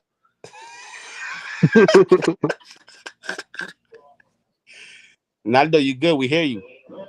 Yeah, we can hear you. I think you don't gotta, if you connect with the phone, I don't think you gotta look at the TV. I think Dennis is gonna catch Keyshawn and is gonna surprise. I don't think he's gonna drop him, but I think he's gonna sting him to the point where Keyshawn's gonna wake up and possibly do a Shakur marathon. Oh man, it's like, huh? I think Dennis Berinchyk is a lot stronger than Keyshawn thinks. I think he's going to be able to take his punches. If he was able to take Navarrete's punches like that, yeah, true, man. I think he'll be able to take Keyshawn's punches. You know, I don't recommend take a whole bunch to the chin, you know what I mean? He underestimating his frame. That's, I think, yeah. I think that he can do it. You know what I'm saying? I think that a definite an upset, if there was an upset in this fight, it wouldn't surprise me. I mean, I would be like, oh shit, you know, he But stopped young Keyshawn Davis. He dared to be great early, and hold he on, came up SJ. short. Think Yeah. about this though. What? Nobody knows how Keyshawn's power really is, but when he fought Lemos, he did prove something that was hard to be proven because Hitchens struggled with him, Yes, he and came overweight. And and then he and came overweight 6 pounds, right? yes, and Keyshawn And still dropped him. So I don't know. I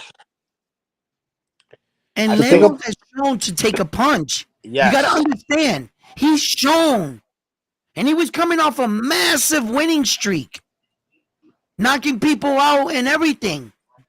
but this is So here's where it falls apart. It falls apart because Dennis is already in Keyshawn's head, and you got to understand, boxing's 50% mental. right, yes, yes. And another thing, what can I add to that is that Keyshawn never fought a person like Dennis. Dennis comes from that Ukraine school of boxing. Yeah, the ballet dance and shit. Man, yeah, That footwork is serious. yeah, it it's is. serious. You know what I mean? So it's like it's gonna be incómodo. It's gonna be uncomfortable in some rounds for Keyshawn. You know what I mean? Yeah, you know, Gufete esto, right? I was just talking. That's funny. I was talking to my brother, right? And footwork can be utilized for many different things, right? It can be used to keep you in rhythm. It can be used to evade. It can also be used to set up. With the right footwork, with one or two steps, it's like the salsa, right? Or the waltz. You can just maneuver your way out with very little effort That's if you bachata. understand your footwork. You know what I'm saying? So I feel like, you know, that Ukrainian footwork. You heard Vasili's dad, right? He sent them to what, tap dancing school for like 6 years, Ballet. ballet, right? So they really believe in that shit. And if he uses the right footwork, Keyshawn might not understand why he can't hit him. He might be like, what the fuck? Like, but, you know, because both these guys are fairly young in their career. I mean, what the fuck does Keyshawn have for fights? What do you got, 12 and 8? But So, Dennis is and Dennis, 36 though. nah, Dennis Berinchyk is 19 and 9. But he's Yeah, no, 36 years age-wise, old. age. Oh, age. Yeah, he's older, but their boxing records are not far off. So Yeah, that's true. as a pro, Berinchyk got 19 fights with 9 knockouts, and Keyshawn got 12 fights with 8 knockouts. Yep. So, you know, it's kind of tough, you know. If Berinchyk comes in with the footwork, yep. if Berinchyk comes in with the footwork, Keyshawn's gonna have a problem. He might have a problem. I could see that. Yeah, See definitely. that. You know, and But then being young, you know how some young, how does he handle the night, Keyshawn? How does he handle the situation? How does he handle, you know, his feelings and emotions? You know, are you gonna leave that night saying, I should have did this, I should have did that? You know, and that's knowing the that worst. low key, like a lot is on the line. Not in the sense like this is a world title fight. You got the thing with the bananas and watermelon and the people. If you don't come up on top, bro, they're gonna cook you on and social media. You know what I mean? Yo, do you think that was racist? Hey, yo, Carlito, you know that Tio came out and said he sent them the basket, right? No, he Yeah, gotta but be do you trolling. think that was racist though? Of course. Yeah, No, that shit yeah. wasn't racist Why you say it's not racist? because they forgot the grape soda. Oh, Okay. I heard. You know what I mean? Now it Yeah. seals it right there with the great. Okay. You fucking asshole. Yeah. How much more racist do you want to get? Yeah, motherfuckers. But I think it was like a manager that did that or a coach to like really try to like get Keyshawn out of his game, and it worked. It You really see, worked. you seen Bomac talking to that one interpreter, and he told the camera guys, "Hey man, shut down that camera." It's like they What? really, yeah. It When they was say like that, what happened? Well, back it up. Back it up. What happened?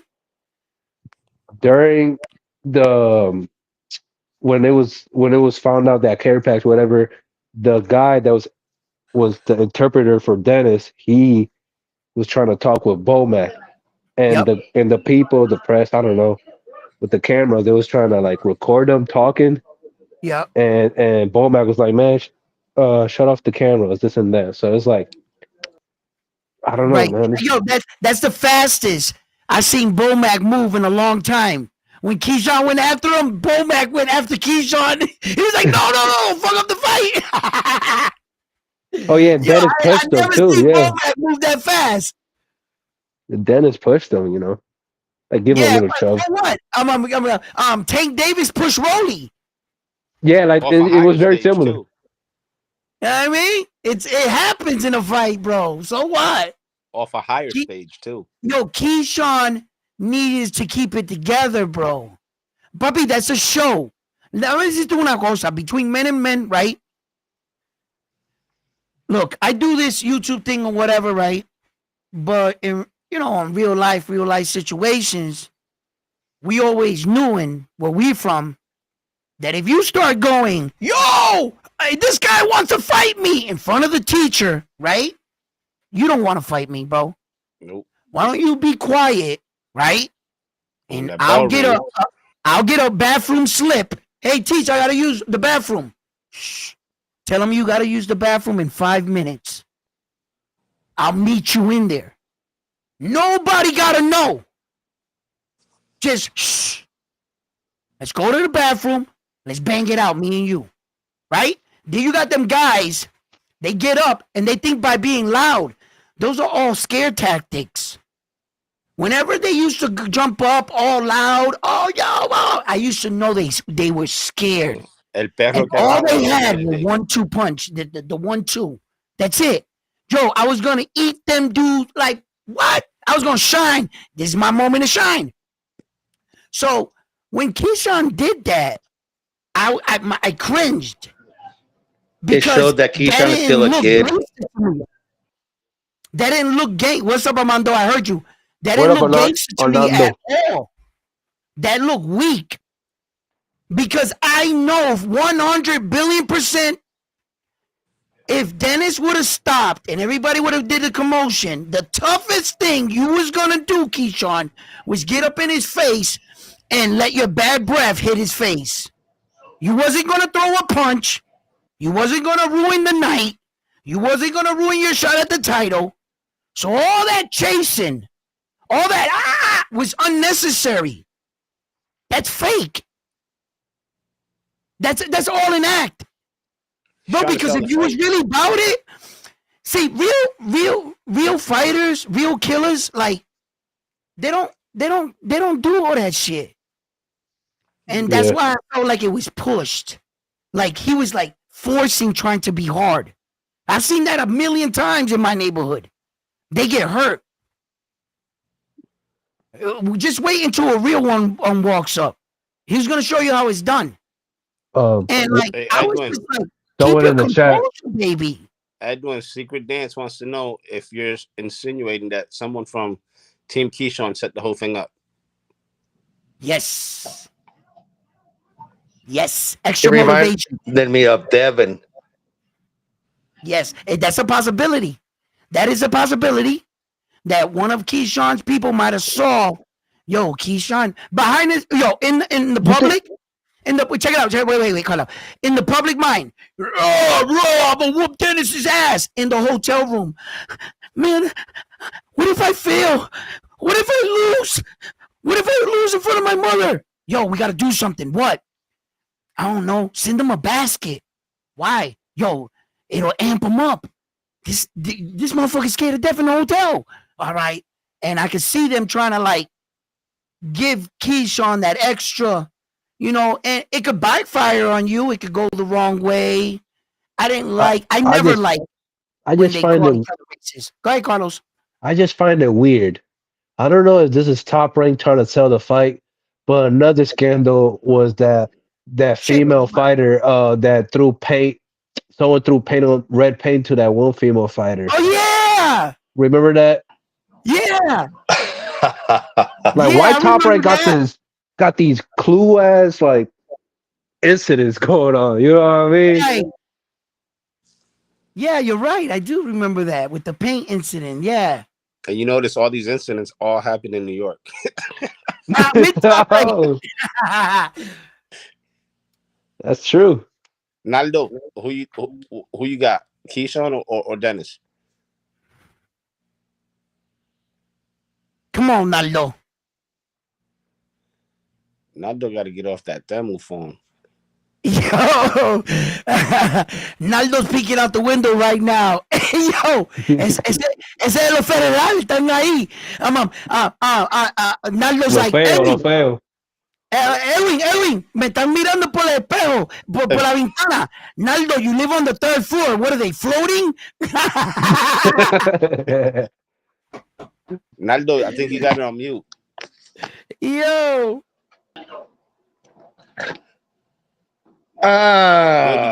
Did you catch that Subriel interview where he said that Yes, Naldo sent it to me. The fight with Teo, it's more personal than anything. I mean, Right. Naldo, you're back. Él no puede hablar, cagado. I have a problem with this. Yeah, I know you are. I'm just fucking with you. Yeah, I get it, Naldo. I'm going with Berinchyk. Okay. Okay. Man. So he's going for You the going with underdog. Berinchyk? Okay. Respect. I didn't see that Subriel interview. Can y'all lighten me up with that? Bring me up to date. Subriel said la riña that he got with Teo, it ain't about he's mad at the fact that Teo didn't go at him personally. He went after his flag. I'm having problem, man. It's okay, Armando. Naldo, it's okay. It will work it out. You could be right there. You know what I mean? But see if you could figure out the system. Go ahead, Frontline. What you were saying? So he said that el problema is not with Teo. It's that he disrespected the flag when he mentioned all of Puerto Rico. So he taking that shit personal. Okay. Yep. Yeah. Yeah, don't let his punk ass off the hook. Nah, don't let him slide out. I don't care how much beef he got. Let's put pressure on him. I want to see Subriel and Teo. You want to know what irony about all this? I'm calling it right now here at Round One Sports Talk. You heard it first. When and if they do fight, I bet you Teofimo Lopez ends up fighting Subriel Matias for less money than he was offered the first time. He's gonna have to. Watch. Mark my words. You know and why? He had all that money to fight the man. And they was giving him $4 million. And watch, he's gonna end up fighting. It was like 3 something, closer to 4. 2.6. Yep. Guaranteed though. Guaranteed. Oh, guaranteed. And then he potential to make that. Right. Okay. Potential to make more, yes. But he was saying like he got mad because it was not being done. The fight was not being held in New York. He's like, oh, how I'm gonna fight this Puerto Rican dude if not in gonna Vegas, be located? Yeah, Vegas. It's just another excuse. Right. Because he doesn't want to fight in New York right now. Because if they would have put it in New York, he would have said, why we ain't fighting in Vegas? Hey, you know, said. Is Teo not being loved in New York right now? Like because Teo ain't being loved nowhere because he went at the Morenos, he went at the Puerto Ricans, he's going at everybody and he's going it in like a negative way. Like he ain't keeping it boxing. He's talking about countries and cultures. Yeah, you know what I'm saying? If you notice when he ate that banana watching the whole Keyshawn situation, he had a hat on and he had like make boxing great again, but he had the African colors with the fist. Yeah, he's a clown. He's a clown. Dude, and the funny thing is before all this crazy shit, I used to like Teo as a boxer. Man, I liked it. I had Loma, bro, I became a fan. Man, I had Teofimo beating Lomachenko. I remember my uncle's like, no, tú estás loco. Listen, I'm like, all right, just give the young lion a chance. And look what happened. But Yo, me and my brother, we had Tio in that fight too. We went with the underdog. We was like, come on, Tio, because he was Latin and he looked like us. And then all yeah, of a sudden, he fucking turned on us. And we were you fucking fall backing him. from grace. You fall from grace. You know, se subió la. Yeah, but, you know, he That's fell a, from grace only to his own mouth. It's like he took his own sword and went, flip. Fucking idiot, bro. And If he he keeps didn't say screaming. half that shit out his mouth, he wouldn't be in the situation he's in. And he keeps screaming about the linear belt, but he hasn't done shit with that. He hasn't defended it or nothing. then And that fighting ringside magazine phony belt he got. Claggett. I'm not giving you no extra credit points. Talk about. And he couldn't even drop him. I know, right? Couldn't drop Klaje. He commended Klaje for punching him the most. Yeah, thank you, Klaje. As you can see, he punched me the most in my face. And it was a competitive fight. And a fight was supposed to be a tune-up. That's what it was supposed to be. To prepare you for a title fight. When you went into this fight, that's what it was. Then all of a sudden, Tio said, I like to challenge myself. You saw how tough the fight was. You like to challenge yourself. I think It looked like that man was Subriel. putting his hands on you, Tio. I think Subriel would destroy his career. And I think it'll be a no mas, not from Tio himself, even worse from his father. Right. You think that would be E- controversy though? Either that, or I hate to say this, he could end up like Dadashev and get some brain hemorrhage and end up because their ego's gonna be right.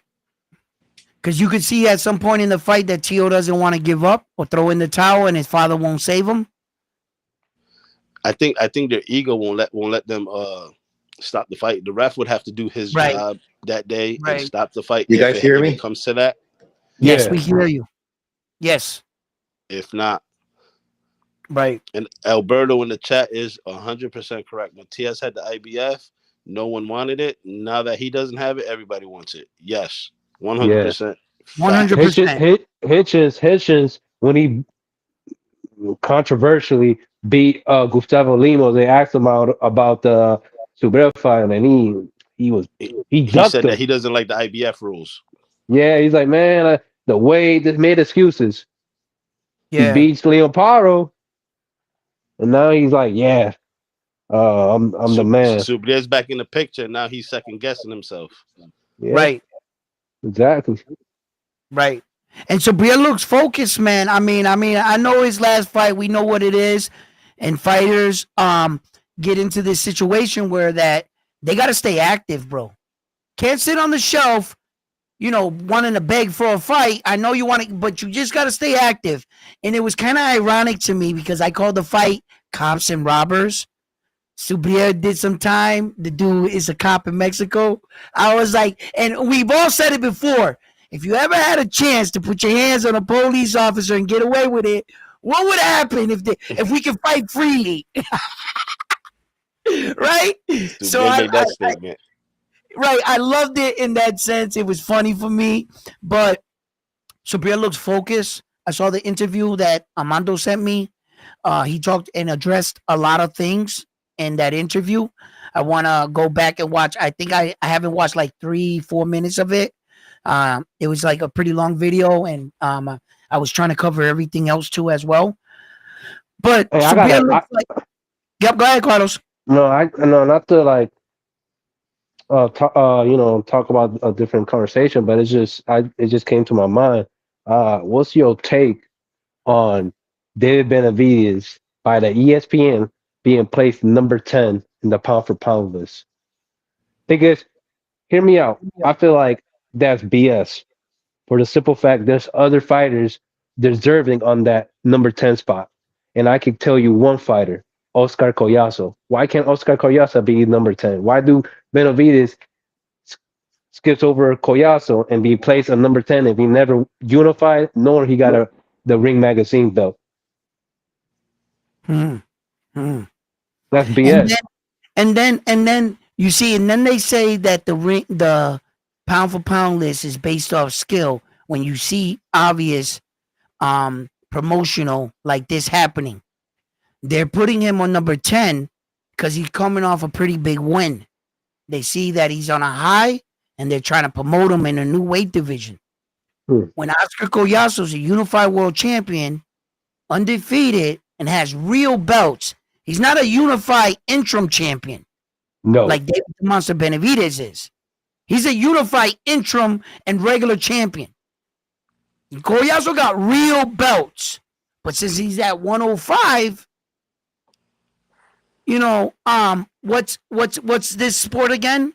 It's a business disguised as a sport. So for marketing, they put David the Monster Benavidez, but I don't think that that's David the Monster Benavidez's biggest concerns. I think David the Monster Benavidez's biggest concerns is where do the boxing fans really place him among the best fighters? A lot of people say that he fought all Canelo Alvarez's hand-me-downs.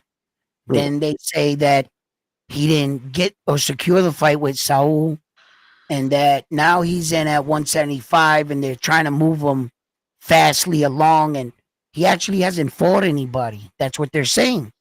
So the consensus are saying that if you view him so high, why is he ranked number 10? And if you view him so high, why didn't he sell? And if you view him so high, then, and what I say to that is this, right?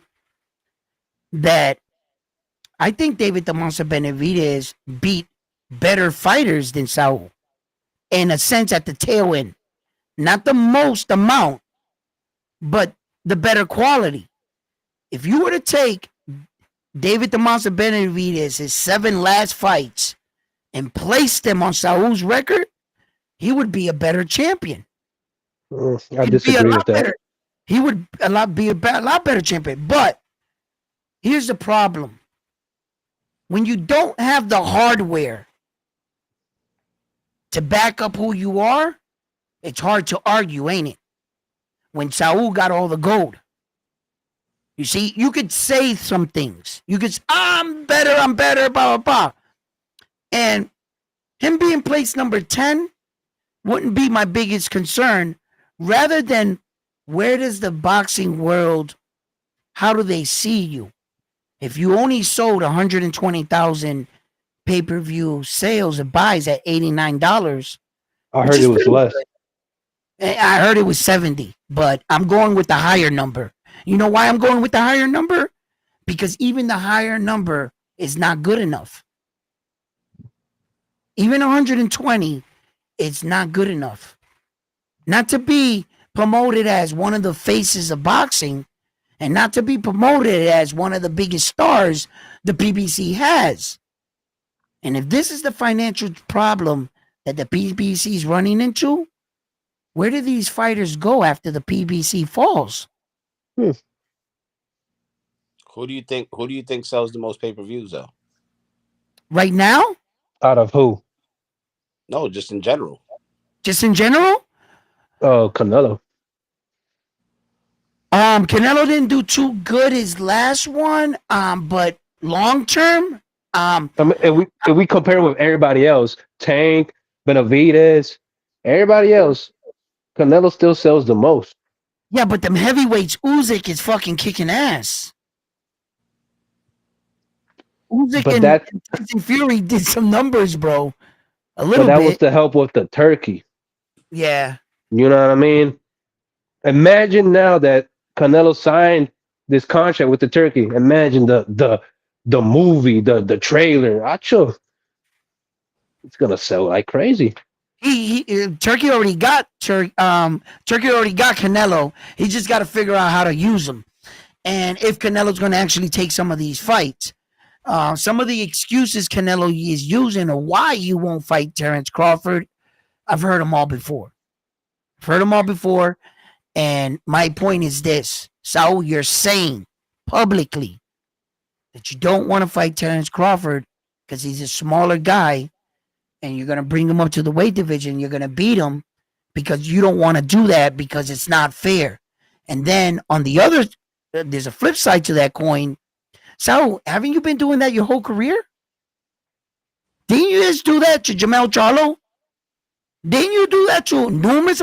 You don't got no problem bringing up any other small guy. And you did it to Jamel Charlo with the same jump, 54 to 68.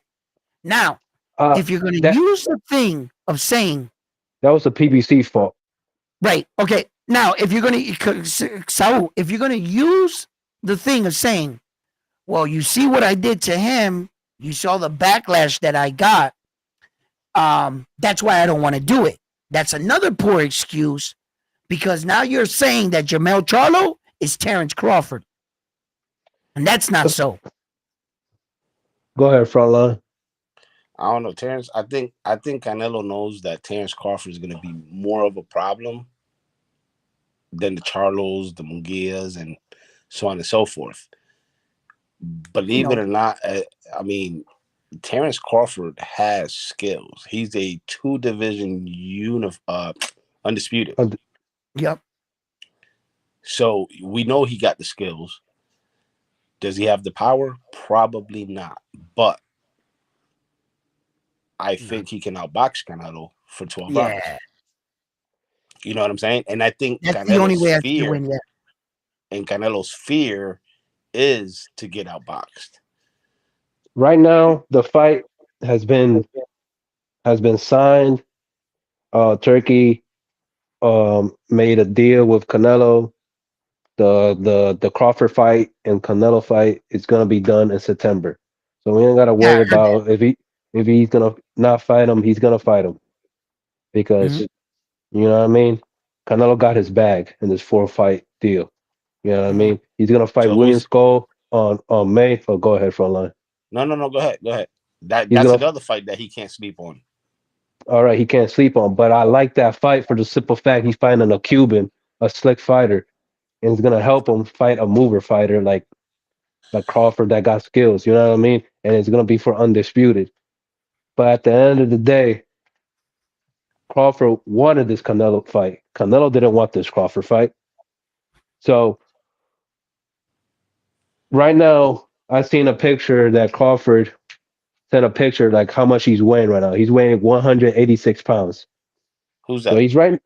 Oh, Crawford. Crawford got. Yeah, it's not the same way. It's not the same to fight. But go ahead. You know what I mean? He took a picture like he's heavy right now. So he not taking no tune-ups. Hear this out. He not taking no tune-ups until he fight Canelo. And in September, he turning 38 years old. And you're gonna Boxy's gonna sell me this that Crawford got a chance. Well, all right, he pound for pound fighter, but like this is 3 weight classes. Are we gonna win this Jake Paul, Mike Tyson type shit? Not like that. Not like that. No, I think he not. I know it's gonna be way more competitive.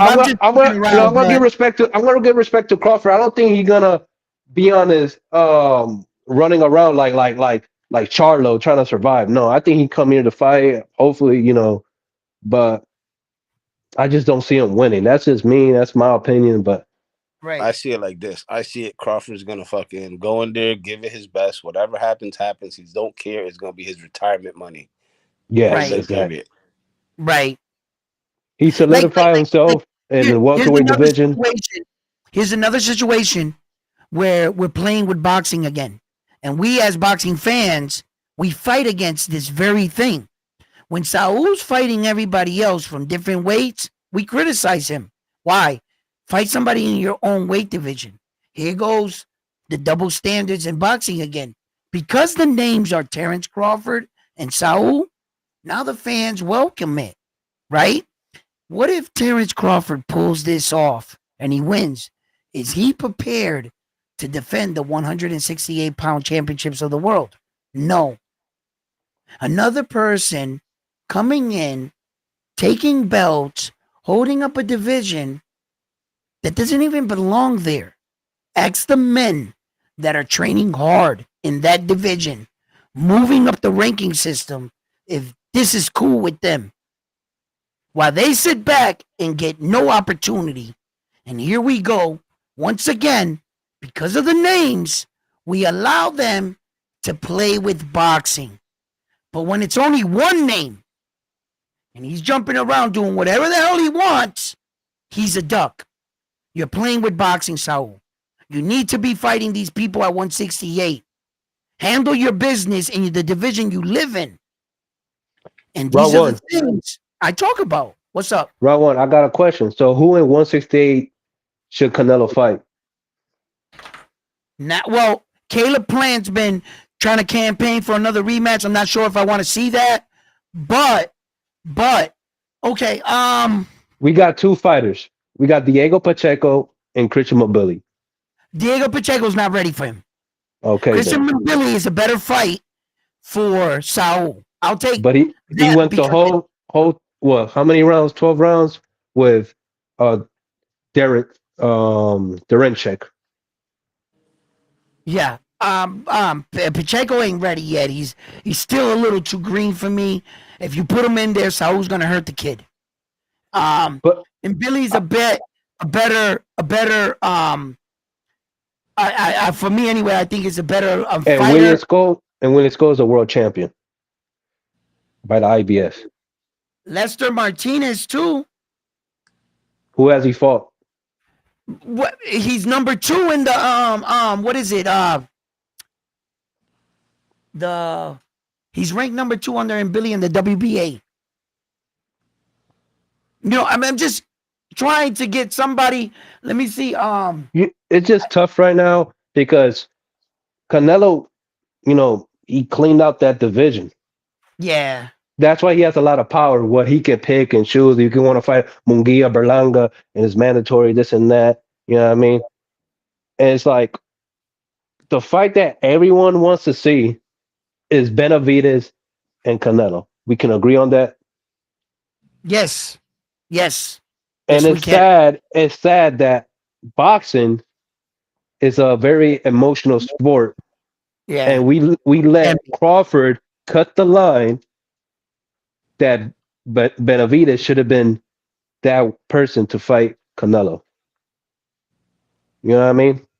So I don't think that fight is ever going to happen, man. Because Crawford, he could have done history becoming the first man being undisputed in a third weight class at 154.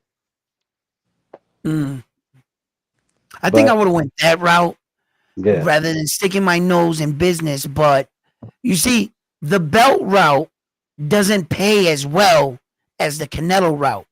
Yeah, that's true. The Canelo route, that's big money. The 154 beltway is legacy. Now, depending where you feel like, look, does Terrence Crawford feel like he gave enough blood to the sport of boxing? Or that the sport of boxing takes so much, sometimes gives very little back. If you're fortunate to be one of those kind of fighters that can fight for the upwards of millions of dollars and get out of boxing with a few brain cells left, I think you should do so. Legacy aside, does Terrence Crawford feel like he gave enough blood and he needs to cash out on himself? Like you said, if he was to go into the fight in September, he would be 38 years old. Father Time is undefeated. I don't care who you are, unless your name's Tom Brady, right? But he's undefeated and he's 38 years old. Now, Saul's been in the game for a long time. He has 61 plus professional fights. But let's just remember, Saul's going on to what? 34 years old? He's still young.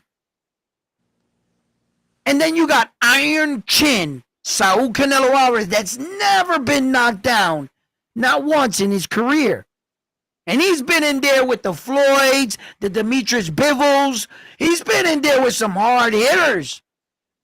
Well, not Floyd so much, but Demetrius Bivens, yes. And a couple of those guys are some big Kovalev, punchers. Caleb Plant was Triple good. G, Triple Triple G, G, oh, big puncher. Big puncher. Kovalev. You Kovalev, yes. And he might have fought Triple G later in his career, but still big puncher. The He last fought him thing to 3 go on times. a man, the last thing to go on a man is his power. You might lose a step, you might lose speed, but you'll always keep that power if you keep training.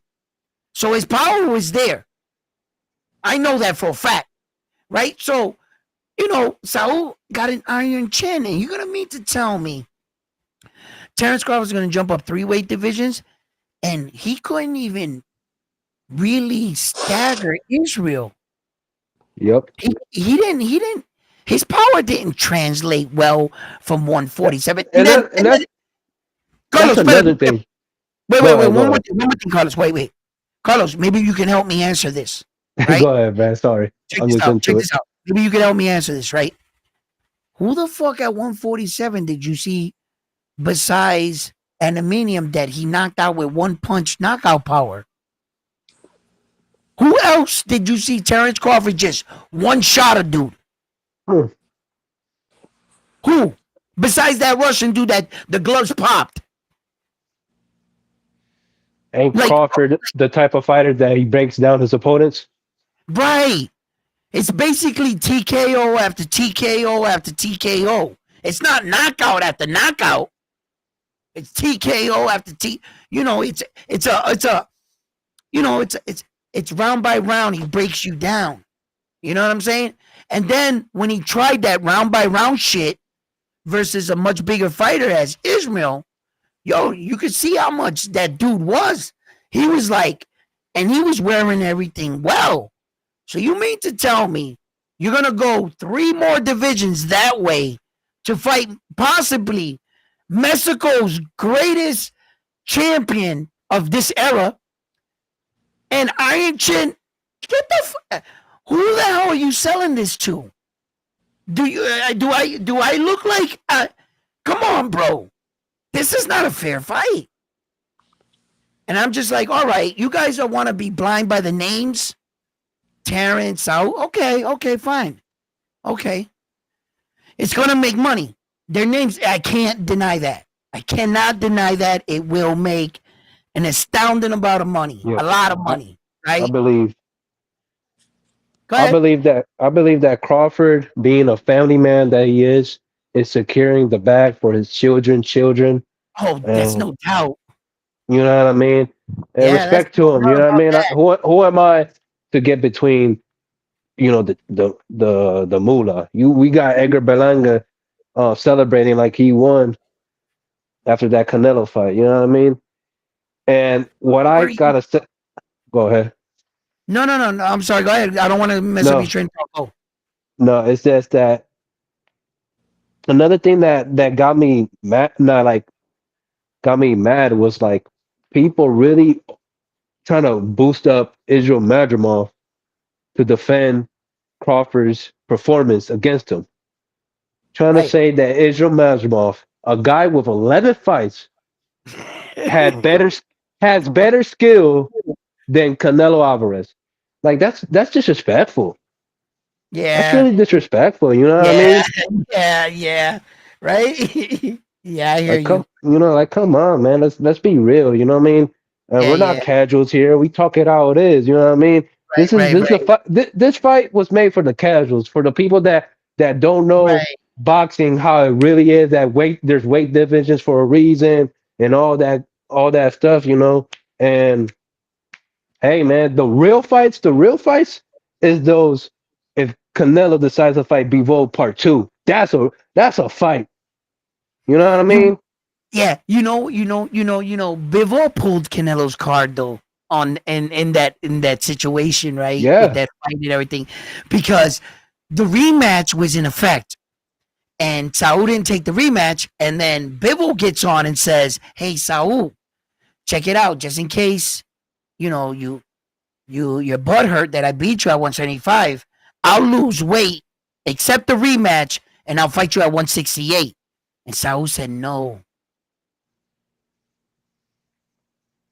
I need to see the report, but I don't think I No, don't. I I saw don't. it. I didn't hear that. I don't I hear that. Demetrius Bivol came out. They got the video. I'm sure you're gonna find it. It's all over YouTube. I've seen it like 35 times, right? And Saul was in an interview. I believe I it was know. on I know. Fight Hype. Saul wants that fight. He been calling for that fight with Bivol. I Well, remember. I think Saul was going through some the way he said it, the way he was going through a situation in his life. I can't quite remember everything. But Saul was definitely going through a time, and the reporter on Fight Hype did like, I mean, it was clear as day. Demetrius Bivol asked to fight you at 168, Saul, and you didn't take the fight. And Saul said no, he did not take the fight, and he noted X, Y, and Z. His explanation right now, I seem to be drawing a blank. I can't exactly remember what he said his explanation back then, but I know definitely 100% that I've seen two separate videos where Saul admitted it and Demetrius Bivol admitted it. And he said, I challenged Saul and I wanted to fight at 168. And Saul said no. And I forget what happened. I I think think Canelo wants to fight him I at think actually, 175. yeah, no. The rematch was set at 175. Demetrius Bivol flipped it on him and told him, I'll take the rematch at 168 all day. Then I think it was one of the sanctioning bodies that came in and threatened to strip Saul, and he was forced to fight a mandatory, or some shit happened. I don't hold me to that. I'm gonna go back and I'm gonna find it, the videos, because now you want to see it. I'm gonna look it up for you, and I'm gonna show you. And the thing is that it actually came out of Saul's mouth of why he didn't take Demetrius Bivol fight at 168. He had gave an explanation. So I know this all to be fact because I've seen this. So I'll get it for you. But Hey, um Frontline, what you think about this whole, Canelo, Crawford, and also Benavidez have being the number one mandatory of the winner of Better BF and Bivol? Well, we all know that Canelo struggles against actual boxers. yes. Yes. He struggled against Floyd, a boxer. He struggled against Bivol. He struggled Triple G. Triple G. He it's it's just a bunch of boxers that he struggles with. Mm-hmm. So if you're gonna go in there and slug it out with Canelo, you're going right into his game. He's gonna beat you.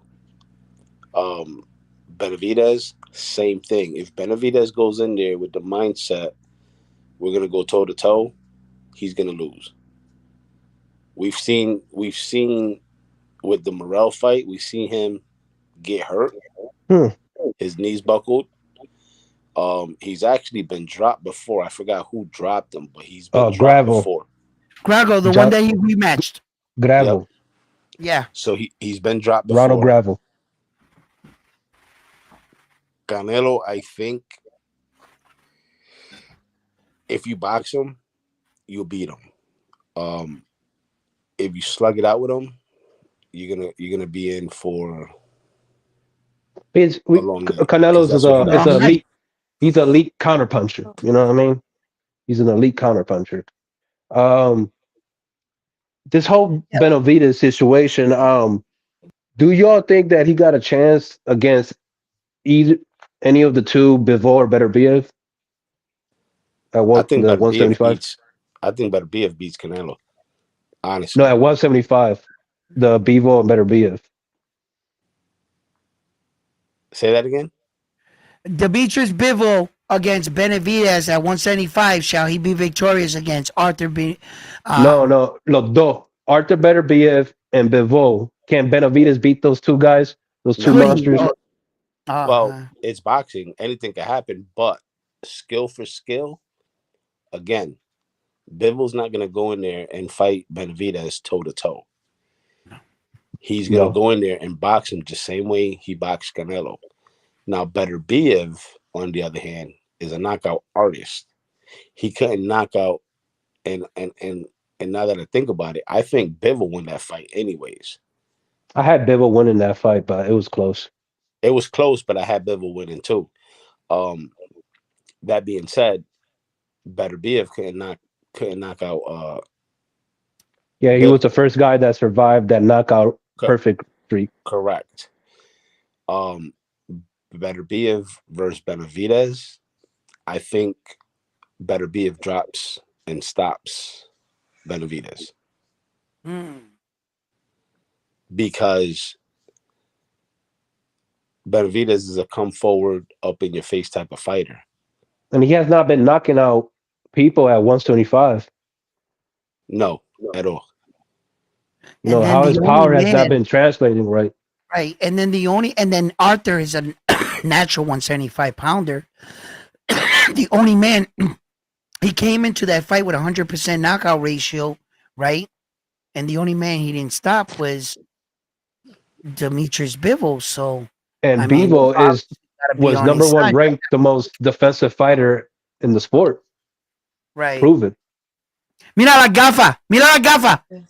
Frontline, You mira la foto. look at me when I'm talking to you.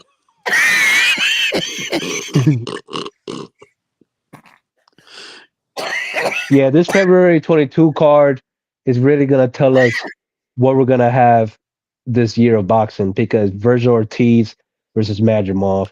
I think Joseph Parker is fighting um, Daniel Dubois. Um, we have a lot of good fighters that day. According to Shakur Stevenson, he's the best fighter on the card. I don't know about that one. Yeah, Shakur Stevenson took to Twitter fingers, right? I And think I'm about he to. goes up and he says, "I'm the best fighter in the entire card." And I'm looking at him and I'm saying to myself, "You do realize that Arthur Benavidez is the undisputed champion of the world right now? If you've I, never reached that kind of plateau, for I you to think be I, saying, you know what I I mean?" think I think that Shakur and Floyd Schofield. I'm about to take a snack break during when they fight. Wow. And I think that's gonna be an interesting fight. I think No, it's gonna be Shakur's gonna interesting. I'll take outclass him. Schofield. Yeah, I'll take Schofield Shakur fight. I gotta see that. You know, Here's the question though: yeah, if Shakur boxes and moves, yeah. will Schofield get frustrated that he can't hit him and leave himself open? That's exactly what I think is gonna end up happening. I think Schofield's gonna finally get frustrated. He's gonna get in a position where he's down in the fight. He's gonna have to take chances, and Shakur might his Catch him as style, a flash knockdown. yeah, a flat pop, and then he'll get up, but Oh he'll catch man, him. I forgot to tell y'all, man, What's up? dude. What you think about? Because we're talking about Keyshawn and Dennis, but Keyshawn has a arch nemesis, and that arch nemesis is Andy Cruz. What you Yeah, think about that fight, I think you Andy Keyshawn know, Cruz? beats Andy Cruz. You think he beat him? Yeah, in pro. in the pros, I think he beats him. He Andy loses Cruz, to him four times Andy in the Cruz amateur. beat that one Mexican that knocked out Chris Colbert. Like he beat him pretty well. Yeah, you see, Andy Cruz's style, although he's coming along fairly well, I can still see where his mistakes lie. He has a real amateurish guard. He still does have it. Yeah, It's hard to break it. Um, and he still does amateur shit, right? I think Keyshawn Davis was more built. His style was more built for the pros anyway. I went back and I tried to look for that 4-time loss.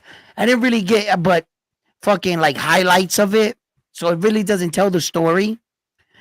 So I just think that Keyshawn's style now is more catered to pro style than Andy Cruz. But I also think, in a sense, that fight will never happen, right?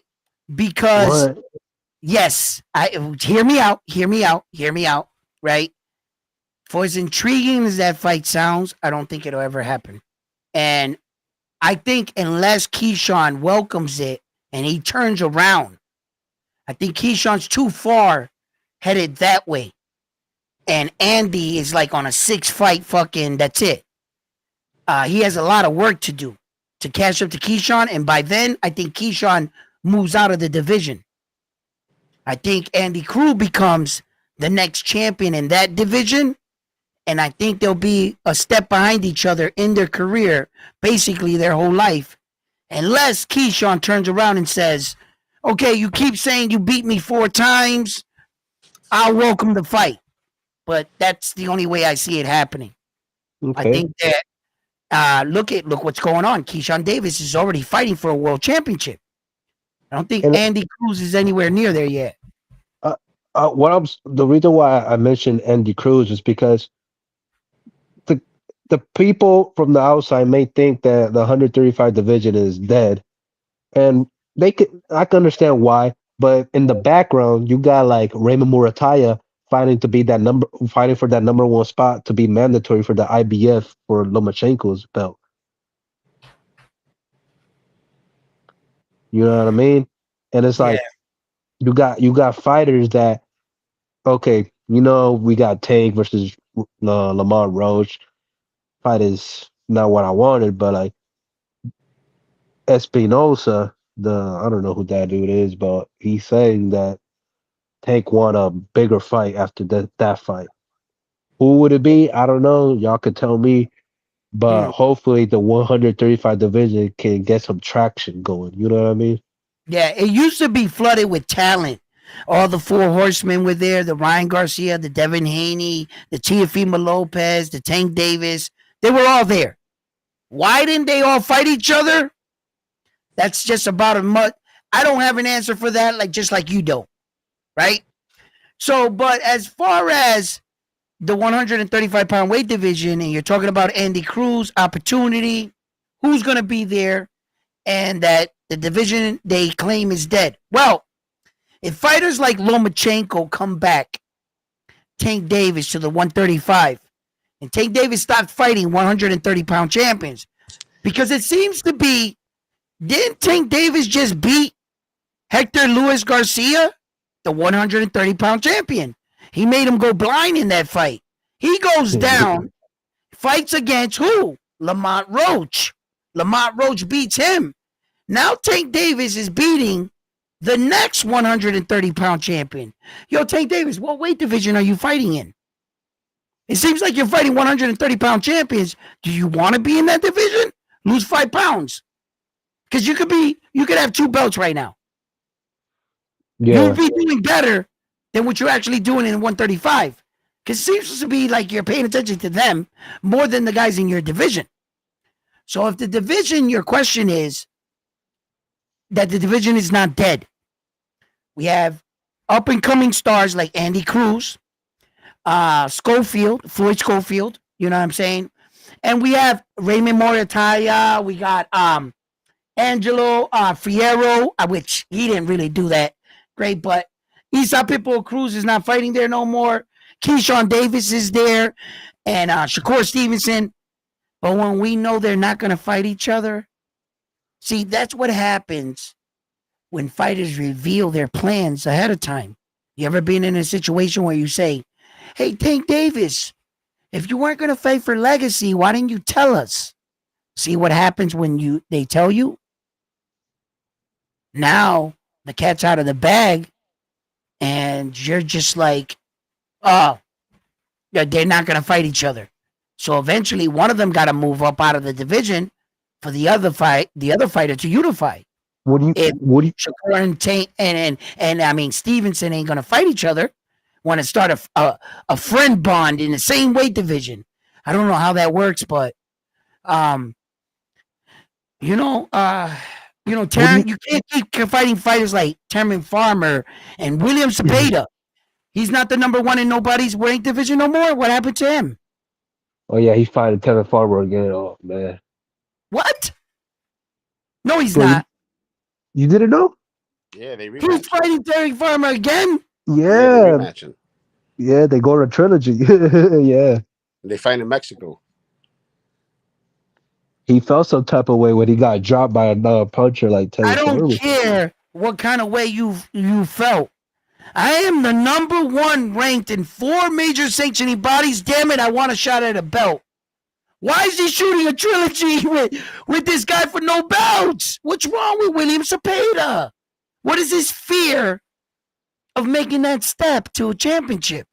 I think his last performance against Farmer, he wants to prove that wasn't like that was a bad night.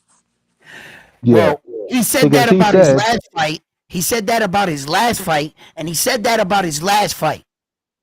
That he wanted to prove that he's ready and that he wanted to challenge himself again. That's why he didn't fight for a championship. Then coming into his next fight, he said the same thing.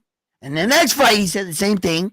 And in the next fight, apparently, it seems like he's saying the same thing. Yo, listen, guys. I've seen this before. I know a guy that's really good at a game, a certain game. But when you get to the championship game, they check out. The lights are too bright. I think that they're not ready to go for the moment. Then there's another part of me that is, we all have it. That detective mind, right? That conspiracy theory mind, right? Where that you start to go down the road of conspiracy theory. And I know this, that the majority of the fights that are non-title fights, they don't test you. A lot of us start to figure that out as we're going up in the ranking in boxing. We realize they really don't test you all that much. But the one place they always test you is a world title fight. No sooner you hit that locker room, there's a guy standing there that's going to want urine and blood. So you're saying that you think Cepeda's juicing? Listen, that's what I was explaining to you. Sometimes, there's that part of us, conspiracy theory guy. He lives inside of all of us. And sometimes I let my conspiracy theory guy walk around. And in a situation with William Cepeda, you threw that many punches against Terrence Farmer, and you overwhelmed that man. I want to see if you look like that in a world title fight. So let me ask you this: Do you think Floyd Schofield's onto something about Shakur, that he's on snack now? Listen, let me tell you something right now, right? Everybody's on snack, right? Well, the guys that are on it, right? And I'm going to tell you what. In a sport where you're constantly fighting injuries, you're constantly fighting promotional companies not getting the fight, aging you out in the sport, and you want to be around in the sport long enough to give the fans a little bit of ah-oohs and provide for your family. If there's a guy that comes along and his name is Victor Content with the snack thing, and he says, if you take my vitamins, it'll make you work out longer, stronger, faster. You'll feel young again. And you'll pass every urine test. Because according to what I put inside of this little bottle, they ain't hip to it yet. So it's not banned. So technically, we are not cheating. And he's right. Because they haven't picked up onto whatever in those bottles. Right? Okay. So for every guy that takes a GMC product, an official vitamin, let's just think about this. Why are you taking that vitamin for? So that it can give you an edge. So that it can work for you. If I was to give you a bunch of pills and say, hey, this is going to make you healthier, but it's going to absolutely do nothing for your performance. Drink that. You're going to say, why the fuck am I going to drink this shit? It ain't going to help me. Right? And then here comes Victor Content with some shit that's passing. It's legitimately passing in urine tests and blood work. So they can't call you a cheater. But now, all of a sudden, you're running faster, punching stronger, lasting longer. You're able to think better, focus. and you can execute better. So take this shit that's gonna make you run faster, focus, or take this shit that does absolutely nothing for you. And my shit is passing. Bro, where do you want me to sign up? I'll wear your fucking snack shirt. Listen, if Dubois is reinventing himself off them snack shit on the low, and he doesn't want to wear the shirt, but he'll take the product, right? Everybody's on that snack shit. They all figured it out. When they saw Terrence Crawford come out and do that to Errol Spence Jr., that old in his career, bro, he looked at 24 in that ring. And the day before, you saw him snack, baby. Like this with Victor Content. Chilling. Right? But what happened when he took a urine and blood? He passed. So you're going to tell me that I'm passing. It's going to make you feel like at some point you're going to start to tell yourself, I'm not cheating. I'm fucking passing the test. How the fuck am I a cheater? But you know what's up. So you saying Keyshawn got a chance tomorrow then, huh? What? He's getting that motherfucker might float around with the new improved version of the snap. You know, look, man. Guys, this is a brutal sport. Everybody's trying to get an edge. You know, you had that Tour de France guy. What was his name? Luganis. He lost every time trying to do it the legit way. The biker that's winning the trophy legitimately got off the stage and told him, you should try steroids. They work great. And walked off. Until my man said, fuck it, if I can't beat him, I'll join him. Then he wins like 7 Tours de France. And then he went fucking crazy, right? Because once you already won, what the fuck what was his answer? He said, it was eating me inside and I had to tell the world how I did it. Yo, this motherfucker was no joke. He put a fake vein in his arm. They drew his blood that was filled with clean blood. Yo, what? They went to like extremes with that dude, right?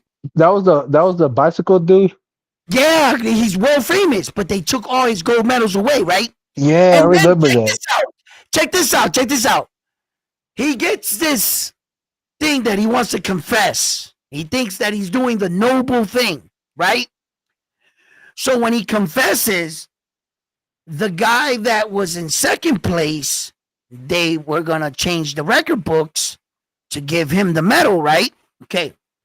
The guy that was getting the medal said, and all top 7 guys said, you're an idiot because we're all on it. The juice you were taking, all 7 of them said, yes, we're on it. So to this day, I'm not sure if they sorted it out, but they called him an idiot for coming forward. They basically said, you fucked everything up. Oh, he spilled the beans on everybody. Yeah. Like Clemens and this nigga when they was up there with fucking Victor Content. When Clemens and Jose Canseco were on trial, it was because of Victor Content. Yeah, Victor Conte got banned by the baseball league. Yeah. Baseball and Olympics. Oh, and wow. the Olympics. And he in boxing? Yeah. And then look, listen. If you come out of prison for being a mad scientist, right? You come out of jail for being a mad scientist, right? I wouldn't mind if you got a job coming back into another sport, and maybe if you made boxing gloves, headgear, mouth guards, boxing shoes, boxing trunks. But you came back to the sport to go into the chemical, the very thing you were convicted for. Let's not forget, Victor Content's responsible for like 86% of the best PEs and steroids ever created because he invented them. The top PEs in the world come from him. When he got out of prison, WADA, they hired him as an outside consultant. So if they ever had a test and they said, yo, Vic, homeboy tested like this, he passed, but what's this trace amount? Victor comes in and goes, yeah, he's cheating. Why?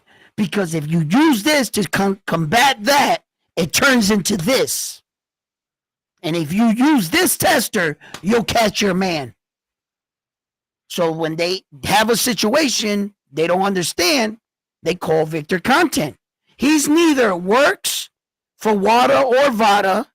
He doesn't go in their building. He's just a consultant. And while being a consultant, this motherfucker raised his hand and said, hey, well, if you're going to hire me to be a consultant, can I start my own vitamins? Say, yeah, what are you going to call it? Snack.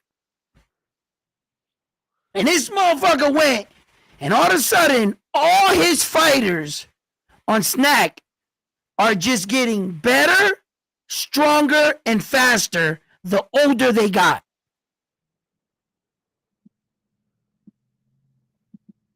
Before they met Victor, people were saying Terrence Crawford lost a step. I remember that. He's not switching from righty to lefty as fluent. Victor Content comes into the game. My man beat the brakes off Arrow. Out of nowhere. Yo. This shit a movie. Hey, man. And he did that to Adamanian too. Like, I remember them saying, yo, Terrence is slowing down. And then all of a sudden, fucking Content came out of nowhere and Terrence looks better than ever. I was like, I'm not making no assumptions. I don't know anything to be that he's cheating. I'm not accusing anyone of anything. I'm going to clear that up right now. I have no proof that what he's using, I have an idea and I have an opinion, and I will share what I believe to be a possibility. But all hypothetical, don't nobody sue me. I'm trying to be like, oh, yeah, defamation of character, right? Because I've already gotten one. YouTube notified me on one person, I'm not allowed to talk about it. But, you know, I'm just saying that, bro, it's kind of funny that my man's going on all 38 years old, and I think I can take Saul. Just give me more of that snack. You know what I mean? Oh, I don't know, guys. I don't know. What do you think, Frontline? Oh no, I know he tried to put Scooter out of business. Yeah. But yeah. Oh, man. a pound for pound king just said Conti never invented the clear cream. Someone else designed it and made it. It was Victor's idea to turn it into a cream that you rub on and enters your body through the pores. That is how he makes 96% of all his fucking steroids. He has hired chemists, lab people. He's not the... Victor's smart. There's other smart people in the world, and they worked for him. So at the end of the day, who's putting out the product? Rich people always say this. You think because you invented something, it's yours?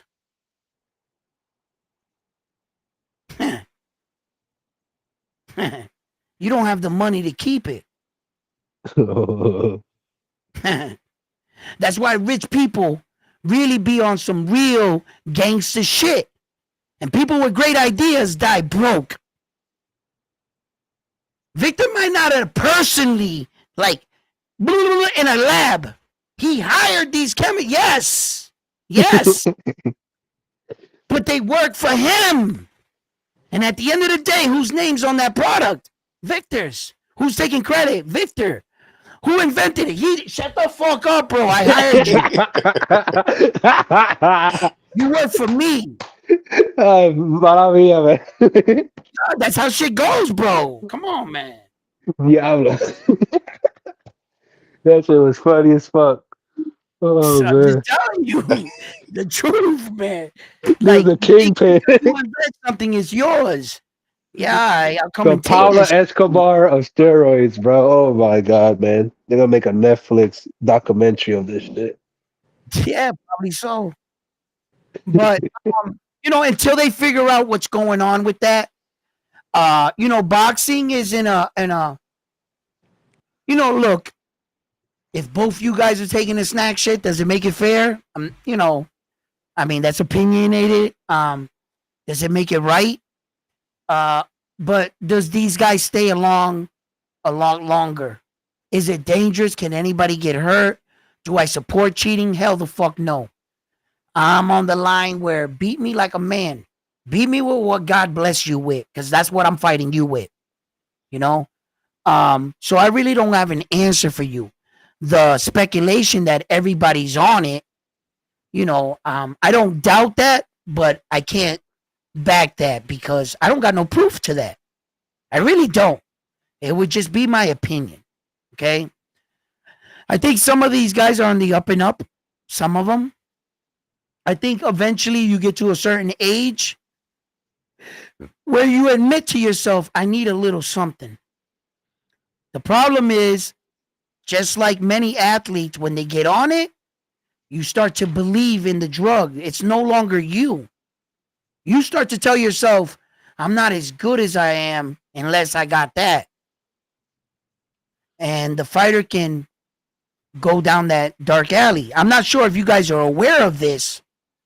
The reason why steroids are around in the sport to begin with, steroids were meant for therapy, for injuries, to help you recover faster off an Yes. injury.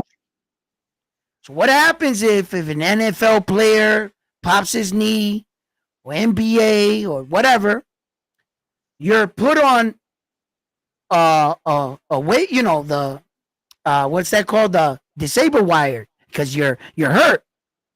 So while you're on that, you can actually do all the steroids you want, and they recommend it. You're not being tested, and VADA and them are alerted that you are doing a PE. It's kind of like Everybody knows. it's kind It's of not like how it. The coaches are actually giving it to you, just like Edelman did with the Patriots. What happened was, once they told you, hey, now you got to get off. Now you got to get off. Now you got to enter the pool. You got to give them so much time clean off. And the reason why we let you do it is so that you can heal faster. Well, when it's time to get off, they don't want to get off. Edelman admitted it. He felt like Superman. it's kind of like how Conor McGregor when he broke his foot Right. and when he was like Exactly. recovering, man, he came back swollen, bro. He was like, people, I am not shooting steroids. I just simply got bigger, stronger, and faster the older I got. Like, dude, come on, man. Like, for real. Like, Connor, you look like a fucking. But Connor's all done, He can't lead the Perico Ping Ping alone. He can't just have a passe and put it down. No. He has to go from one passe. Yeah, I'll take a kilo. Like, he's crazy. Connor's. Man, Mayweather knocked the coke boogers out that dude, bro. You seen them shits flying out? Them shits was like this long. Shits was why am I crazy, bro. transfusion? Fucking Connor, bro. For 2 months? What? Why a blood transfusion with extra oxygen in the blood gives you more help than testosterone? Because that's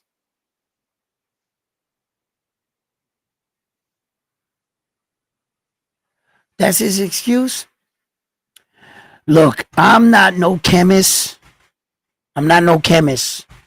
But I'll reintegrate what I just said.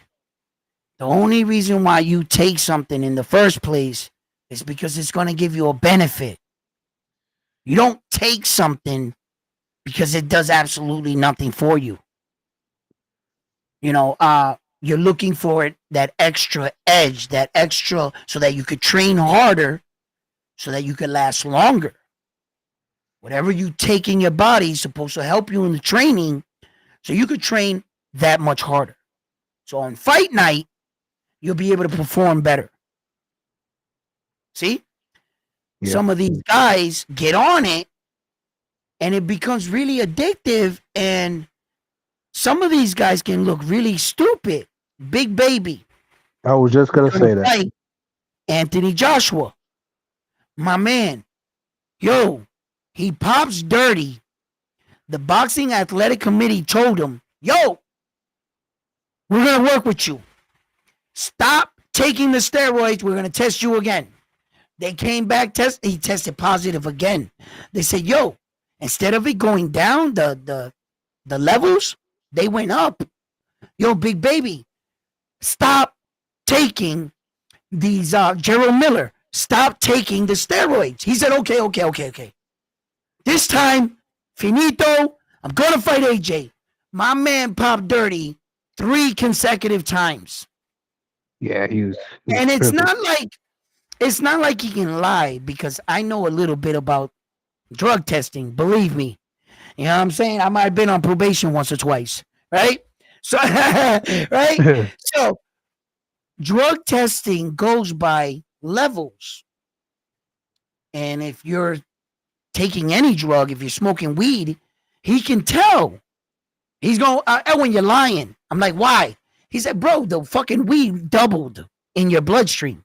You know what I mean? So you're talking about you're quitting, right? And you're thinking you got 30 days, Edwin. Stop playing with it. I'm like, all right, I'll stop smoking, right? Okay. So with him was, they told him, you think you're getting over on us. In fact, I'll teach you something, the real reason. In Memorial Hospital, right? I used to work there, right?